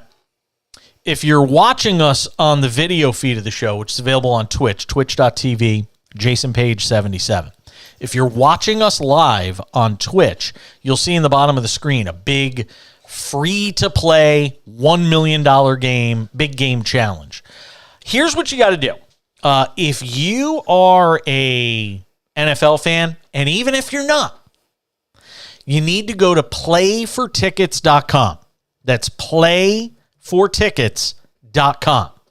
And if you do that, you've got a chance to win $1 million this Sunday. It's the big game challenge. And $1 million is the big old grand prize. Here's what's going on. Go to playfortickets.com right now. Playfortickets.com. Click on the Play Now button where it says $1 million Big Game Challenge. On Sunday, if you can pick, they have 19 prop bets. 19 prop bets that are up on playfortickets.com. You go and pick all 19, you win $1 million. Here's the best part. Here's the kicker. It's free. Free to sign up, free to join, free to play at playfortickets.com. What are you waiting for? Go there right now. Do me a favor. Check it out. I promise you, it'll be a lot of fun to sit there on Sunday and wonder if you're about to win $1 million. Some of the things you have to pick from include just the game with the spread, the total, first drive of the second half result, first rushing play of the game in yards, the highest scoring quarter. I mean, these are all things that are within the realm of possibility to get. And here's the thing. They're all multiple choice. It's not something where you got to worry about putting in a specific number unless it's the tiebreaker at the end. Total pass completions by both teams is the tiebreaker.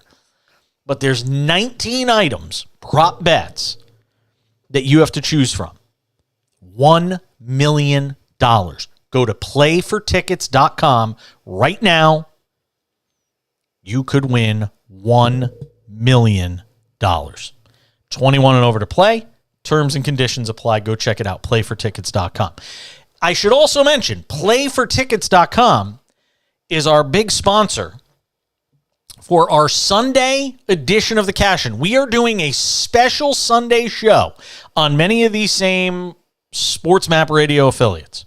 We are doing the Cash-In with Jason Page, countdown to kickoff, 3 to 6 p.m. Eastern on Sunday, leading right up to the Super Bowl, and boy, are we going to have some fun.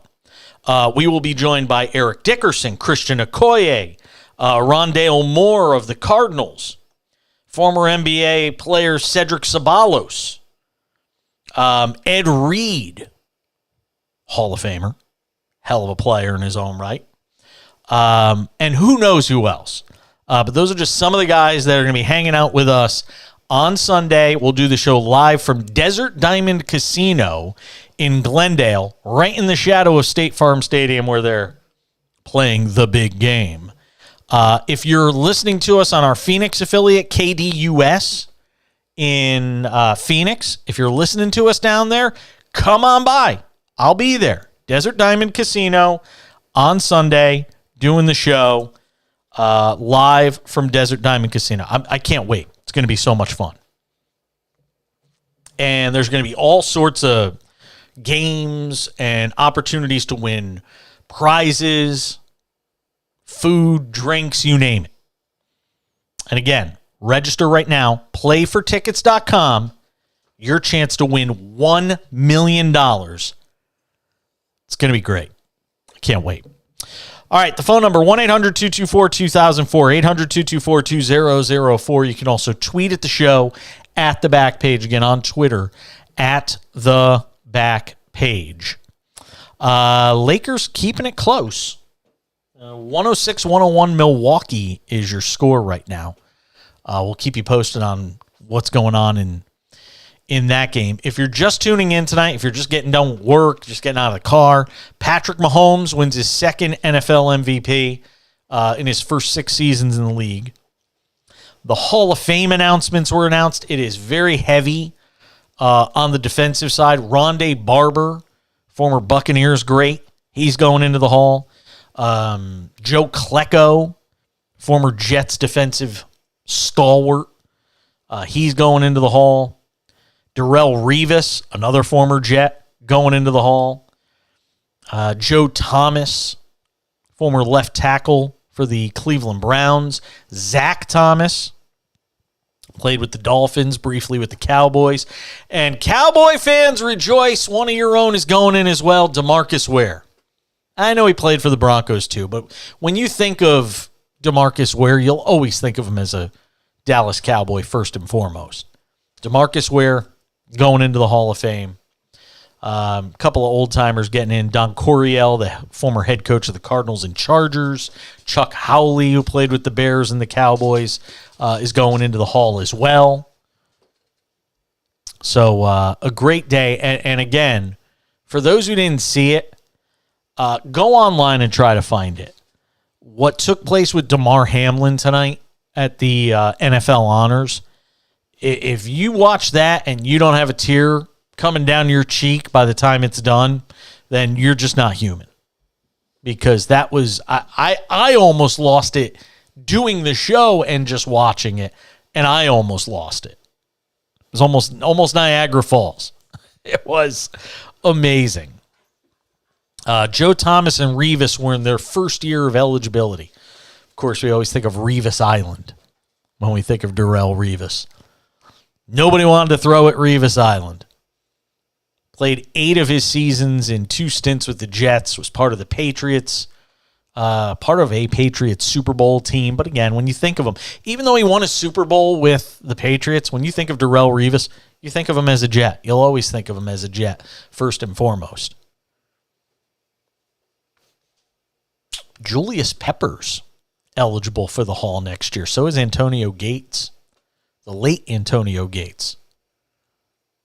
And the guy we have coming on next, our buddy Jason Cole, who joined us in the first hour of the show, he actually is one of the Hall of Fame selectors, and the news of who got in actually came down while we were talking to him. So you'll hear us referencing that in our conversation. That's coming up in a couple of minutes.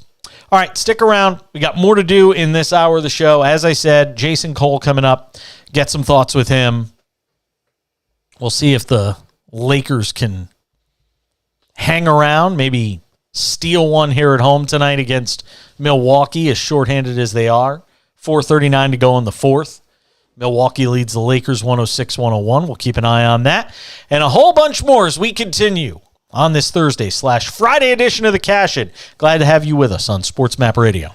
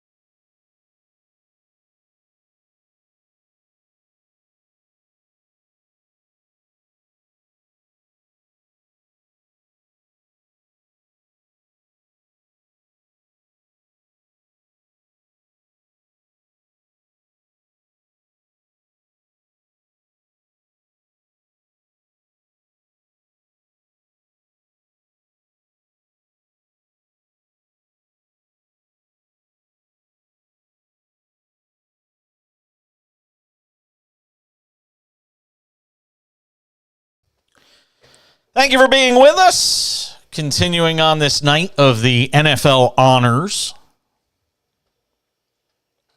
Super Bowl week. And always glad to bring in our good friend Jason Cole, NFL writer, Outkick.com. He's also a Hall of Fame selector on a night where we've got guys being announced as the next inductees into the Hall of Fame. They haven't announced it yet, though, Jason, have they? No, they're a little late. They said earlier that when we got the note with the release from the Hall of Fame, an embargoed release, obviously. So you can't tell me? Jesus.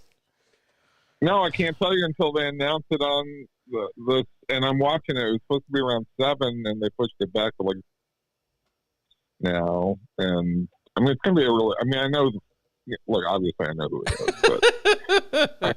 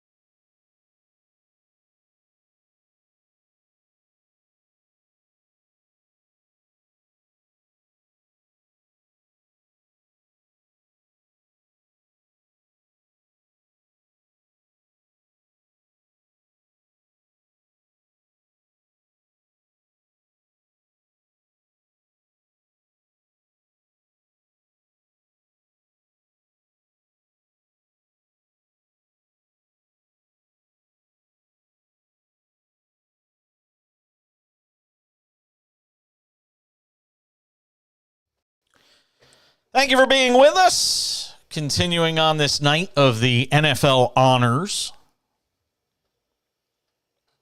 Super Bowl week. And always glad to bring in our good friend Jason Cole, NFL writer, Outkick.com. He's also a Hall of Fame selector on a night where we've got guys being announced as the next inductees into the Hall of Fame. They haven't announced it yet, though, Jason, have they?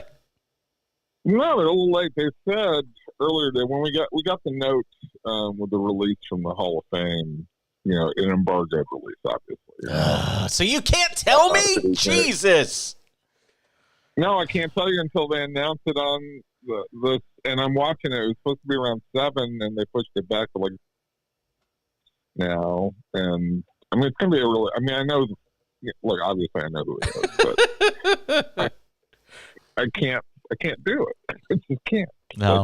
I want to keep my vote. That's the problem. No, I understand. I've had this conversation with Heisman voters when they're like, "I'd love to tell you who I voted for, but I don't want to lose my vote." So I get it. This is fascinating, Jason. I was talking about this at the top of the show tonight. I want to see if you agree or disagree.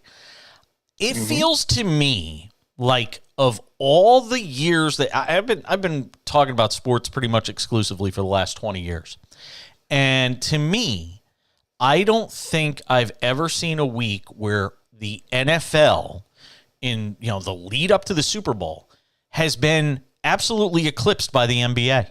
And I don't know whether it's because there's not a lot of storylines coming out of this game in terms of anything juicy or salacious, but to me, it feels like the NBA this week did something that I didn't think was possible, and that is steal the thunder from the NFL. Am I crazy?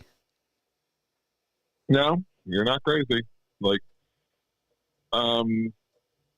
No. I mean, look, it's the nuttiness of the upside down world that is the NFL, where the players determine where they want to play, and have no. And I'm not saying that they shouldn't have a say, but there is absolutely no loyalty of any kind, and it's a totally dysfunctional thing that the NFL, the NBA is sort of toying with. When if you're a fan of a team, your guys can just demand that they leave, right? And what are you cheering for? What are you watching? What are you doing? I think it's a patently kind of unfair situation where players dictate what they want to do, and they can destroy the hopes and dreams of a team. Like the Nets went from a team that could possibly contend for a title to a team that should be, contending for the number 1 overall pick in a matter of a week. And that's just it's ridiculous. Yeah, it's funny. It's funny you should say that, because I had a guy approach me. When people know what I do for a living, and Palm Springs is kind of a small town in some regards, so a lot of people know who you are and that sort of thing, and people know what I do for a living. So I often get approached at the dog park of all places. But, we have a usual crew of people that are there, and they come up to me and they say, they always want to talk to me about sports, and I say, pay me. But in all seriousness, somebody today was kind of ticked off, and it was an older gentleman who said, I'm done with the NBA. He said, because there's exactly what you said. There's no loyalty, and you can't build a loyalty and a loyal following when the players are just constantly changing every couple of years. It's impossible to build the kind of loyalty. You can still watch the games for entertainment value and the athleticism and all that, but a loyalty and a loyalty to a brand or a team, it's impossible. And it is one of the things that differentiates, I think, in a lot of ways, the NFL from the NBA, or even in some regards, baseball from the NBA, or hockey from the NBA, is the radical player movement. The players run the league, and let me just say this. I think probably in the 80s, the NBA made this turn toward understanding that personalities and players drive the game more than the teams themselves. And obviously that era as some defining teams, the Celtics and the Lakers. And then the Bulls, of course. Yeah. Right. But there's a gradual change over the years. And by the way, the Hall of Fame announcement is coming up right now. Okay. And we see Joe Thomas, the first guy to come out. But, to finish this conversation off, it's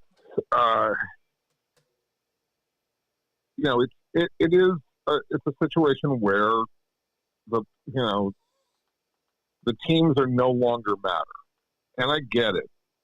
I get that, the players are important, but people are still loyal to, they grow up loving their team. They grow up,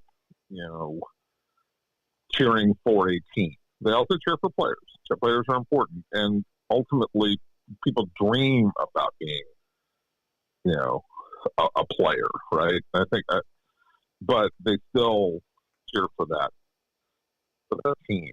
And it's important whether that team wins a championship. Like that's critical to them.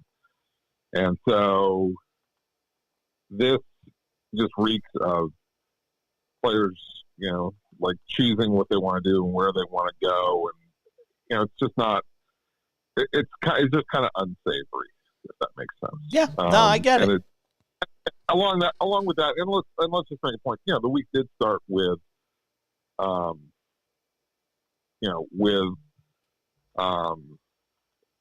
with LeBron James, on Tuesday, setting a pretty amazing milestone.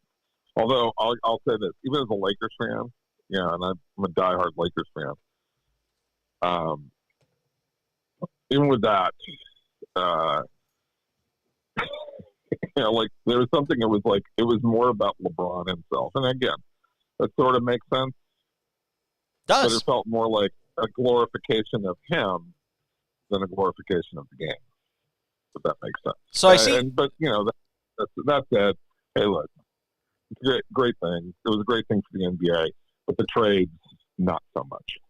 All right. So who have we seen announced so far for the Hall? Joe Thomas, Darrelle Revis. Those are the obvious ones. We've had DeMarcus Ware. We've had Joe Klecko.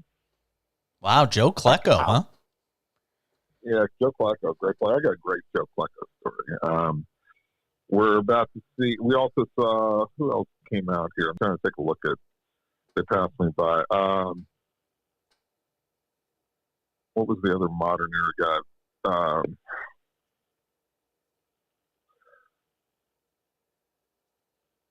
I don't know. I don't have the sound turned up, so I can't hear the names. I just see faces. Ron Barber made it. Don Coryell made it in.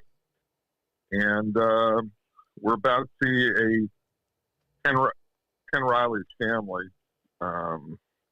Is that Rondé Barber? Rondé Barber is in. Yeah, so we got Joe Thomas so far, Rondé Barber, Darrelle Revis, DeMarcus Ware, Chuck Howley, Joe Klecko, Ken Riley, Don Coryell, his daughter is coming out. His daughter looks exactly like him. It's amazing. I don't know if that's a compliment or not, Jason. Well, I mean, if you know what Don Coryell looks like, you look at her face and you're like, wow, yep, that's Don's daughter. So, all right. And then the last guy, is Zach Thomas. Wow. Fantastic. Now, do you guys all have to agree? Does it have to be unanimous? No, it's 80%. Once you make the final, I think. Well, actually, I don't know how they change the rules all the time, but I think you're supposed to get 80%. Not to put you on the spot, did you vote for all of these people? Yeah, I voted for all these people. Okay. So once it got to the final, I was like my whole thing. I thought Coryell deserved it all the way along. And when we bring up these guys to the senior committee or old timers, as it were, I don't vote against those guys unless there's some overwhelming reason. Like the only contributor that I've ever voted against was Paul Tagliabue, because after all arguments and everything else, I just don't think he did a good job of taking care of the players.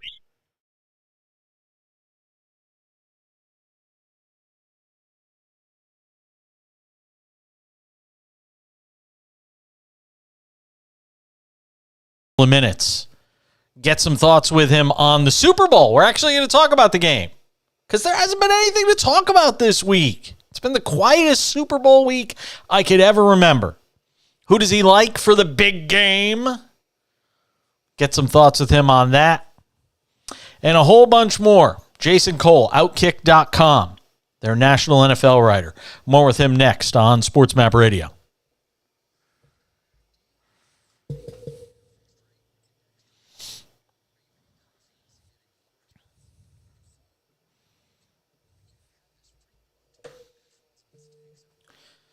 Thank you for being with us. Continuing on this. I can't believe I ran a red light. I totally ran the red light. I didn't have our audio up, so I didn't know that we were about to go to break, and then we were in the break, and I sounded like an idiot. My apologies on that to our audience. We're talking with Jason Cole, and my apologies to Jason Cole of Outkick.com, NFL writer, who joins us. We were talking about the guys inducted into the Hall of Fame tonight, and we got through that.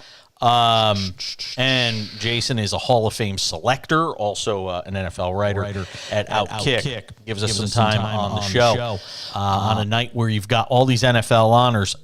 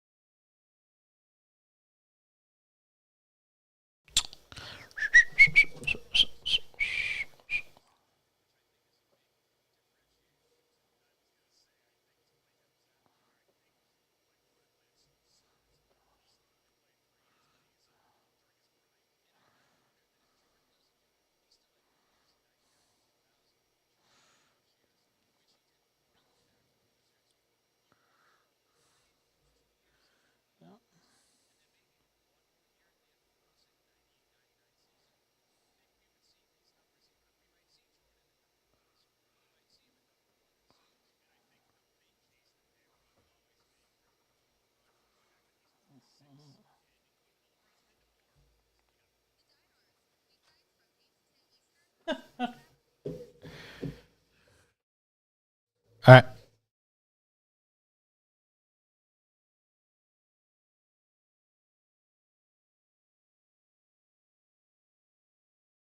I can't believe I ran a red light. I totally ran the red light. I didn't have our audio up, so I didn't know that we were about to go to break, and then we were in the break, and I sounded like an idiot. My apologies on that to our audience. We're talking with Jason Cole, and my apologies to Jason Cole of Outkick.com, NFL writer, who joins us. We were talking about the guys inducted into the Hall of Fame tonight, and we got through that. And Jason is a Hall of Fame selector, also an NFL writer at Outkick. Gives us some time on the show on a night where you've got all these NFL honors. And I asked you this off the air, but I wanted to get you on the air and get you on the record.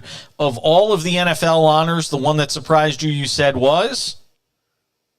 Justin Jefferson with Offensive Player of the Year. I thought that Tyreek Hill was better. So, I mean, yeah, he had a better first half of the season. He was really great through the first 10, 11 games. Then he kind of tailed off. He was a little bit banged up. But I thought he was better than Justin Jefferson this year. I mean, obviously Justin Jefferson had some really critical catches. Don't get me wrong. The one against Buffalo is a mind-boggling play. But I just thought that Tyreek Hill went to Miami. He was the critical piece that made Tua a good quarterback for most of the first 10 games of the season, before Tua got banged around himself.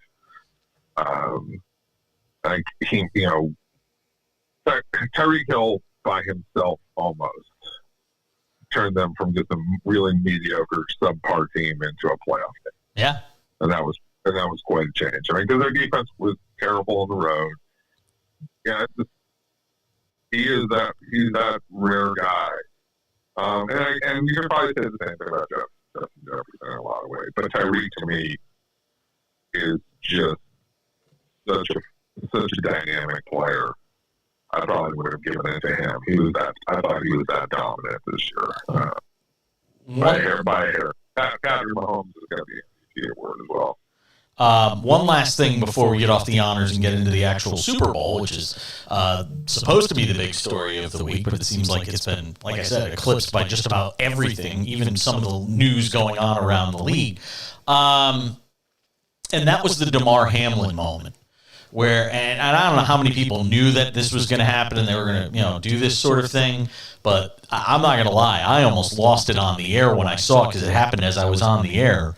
And seeing him out there with the training staffs and the hospital team, I mean, it's remarkable that this kid is standing out there and has a chance. Some people even think to possibly play football again. I know the director, or one of the medical directors or something like that for the league said he thinks he's going to play again, which I know DeMar Smith wasn't too thrilled about. But that was an amazing moment when you consider where we were just a couple of months ago and where we are now. Well, yeah, it's a miracle. I thought kids got on the field. It was just, I remember the first, few hours after that happened. I was just sitting there going, when are they going to announce that he passed away? And, hoping that would never happen. But unfortunately, it didn't happen. Unfortunately, this kid, is living and,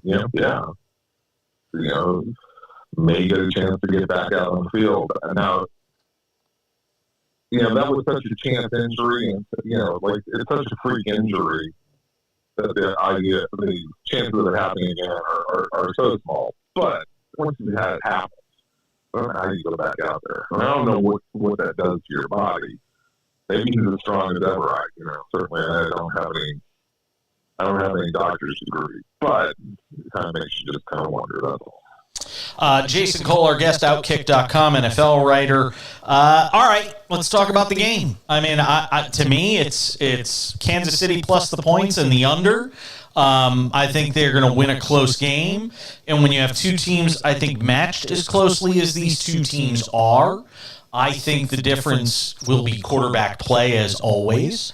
And I think Patrick Mahomes is able to make a few more plays than Jalen Hurts. I think that's all within reason. I think that the most important guy in this game is Steve Spagnuolo. because he's got to come up with a defensive plan to keep Jalen Hurts from getting out in the run. I mean, San Francisco was really good after like first 20 or 25 minutes of the game in the NFC Championship game, and then like the game, the roof just caved in on them, of course, right? With Brock Purdy getting hurt and a couple of things going against them. There was just no way that they were going to be able to win that game. But if they had a healthy quarterback, I think that their defense, with the way that they were rushing Jalen Hurts and how difficult they kept him from being a significant part of the running game and letting them get started really fast. And I think that could have been a really, really close game if not for the injury. Now, it wasn't. And I will say this. If the Kansas City defense can't be disciplined, because there's certainly not talented as the 49ers, if they can't be disciplined in how they do this, then I think there's a chance that Philly could blow out. Wow. And I think Philly, if Philly can run and really pound them, it becomes similar to what happened in Kansas City in the Super Bowl 2 years ago against Tampa, where Tampa was really able to dominate a game with the running game. Okay? So that can happen in this game, but I'm hoping I think more likely it's what you're talking about. It's a really close game, and Mahomes will keep them in it. If they can just, the Chiefs can keep them into the low to mid-20s, I think the Chiefs have a chance to win this game like 27-24, something like that, or 28-24. But I don't think the Chiefs, with a wounded Patrick Mahomes, who can't move around as well. And we'll see just how bad he is on Sunday. But it's a tough injury. If he can't move as much, that's really pass rush is vicious. I think an aspect of the game that I'm curious to see, and I know it's Carl Cheffers and it's not his entire crew, it's just Carl Cheffers. I'm curious to see how this game is officiated, because we all know how physical Philadelphia is. Almost over the line in terms of just how physical a football team this is. I'm curious to see early on how the Zebras call it. As it relates to that physicality, and if they try to sort of rein it in a little bit early on, because I think that could play a factor, because so much of what Philadelphia does defensively, they just beat you down, man, and wear you down. And I'll be curious to see, if they get a shot early to go after, Patrick Mahomes, and it's sort of a borderline call. Those are the sorts of things that can turn a game. Yeah, I'm kind of curious.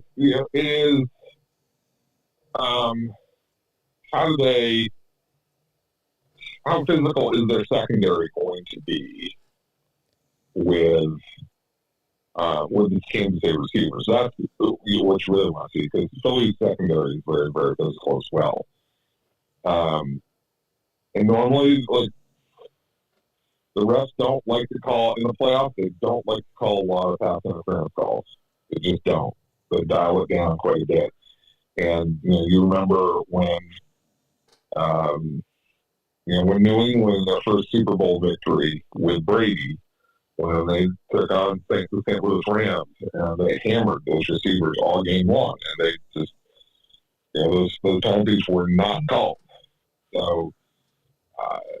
That can happen in these games. And when that happens in these games, it changes the outcome a lot. Yeah. And it also asks us to get there a little bit faster. It makes it much more difficult for Mahomes. So we'll see how physical they are, both on the back end and what you're talking about on the front end. Now, I will say this. They'll protect the quarterbacks in this. That one I have no doubt about it. But the receivers, that's a different deal. Jason Cole, Outkick.com. Check out his work there. Congratulations on this night, where your hard work as far as being a Hall of Fame selector comes to fruition, and we see guys getting inducted. It's been fun all season long, and next week when we talk, we'll be recapping the Super Bowl. I always appreciate it, my friend. Thank you for joining me. Anytime. Be good. Thanks, Jason. Jason Cole. He does terrific work. He's done it for years and breaks it down in a way that I think anybody can understand, whether you're a diehard NFL fan or somebody that just watches casually. I think he's. I listen. Y'all know who I like by now. Page's picks won't be any sort of surprise tomorrow. But we'll have it nonetheless. Nick Ferguson, former NFL safety, will join us on the show tomorrow as well. Thank you to Eric Pincus for stopping by the show and talking about the NBA trade deadline. Good job, Justin. We'll see you all back here tomorrow for a Friday edition of The Cash In. I'm Jason Page. This is SportsMap Radio. Bye. All right, my man, you good? All right. Have a good night. We'll do it one more time tomorrow. All right. Give it away now. To those of you on the video side, thank you for watching. I'll see you all back here on Friday. Have yourselves a great night, and thanks for hanging out with us on the Cash In, and I'll see you back here tomorrow. Don't forget, Sunday, big Super Bowl Sunday show, 3 to 6 p.m. Eastern. And that, by the way, I should say, that show will be exclusively on the video side on Twitch only, on Sunday for the Super Bowl show. So we'll see you all then. Have a great night.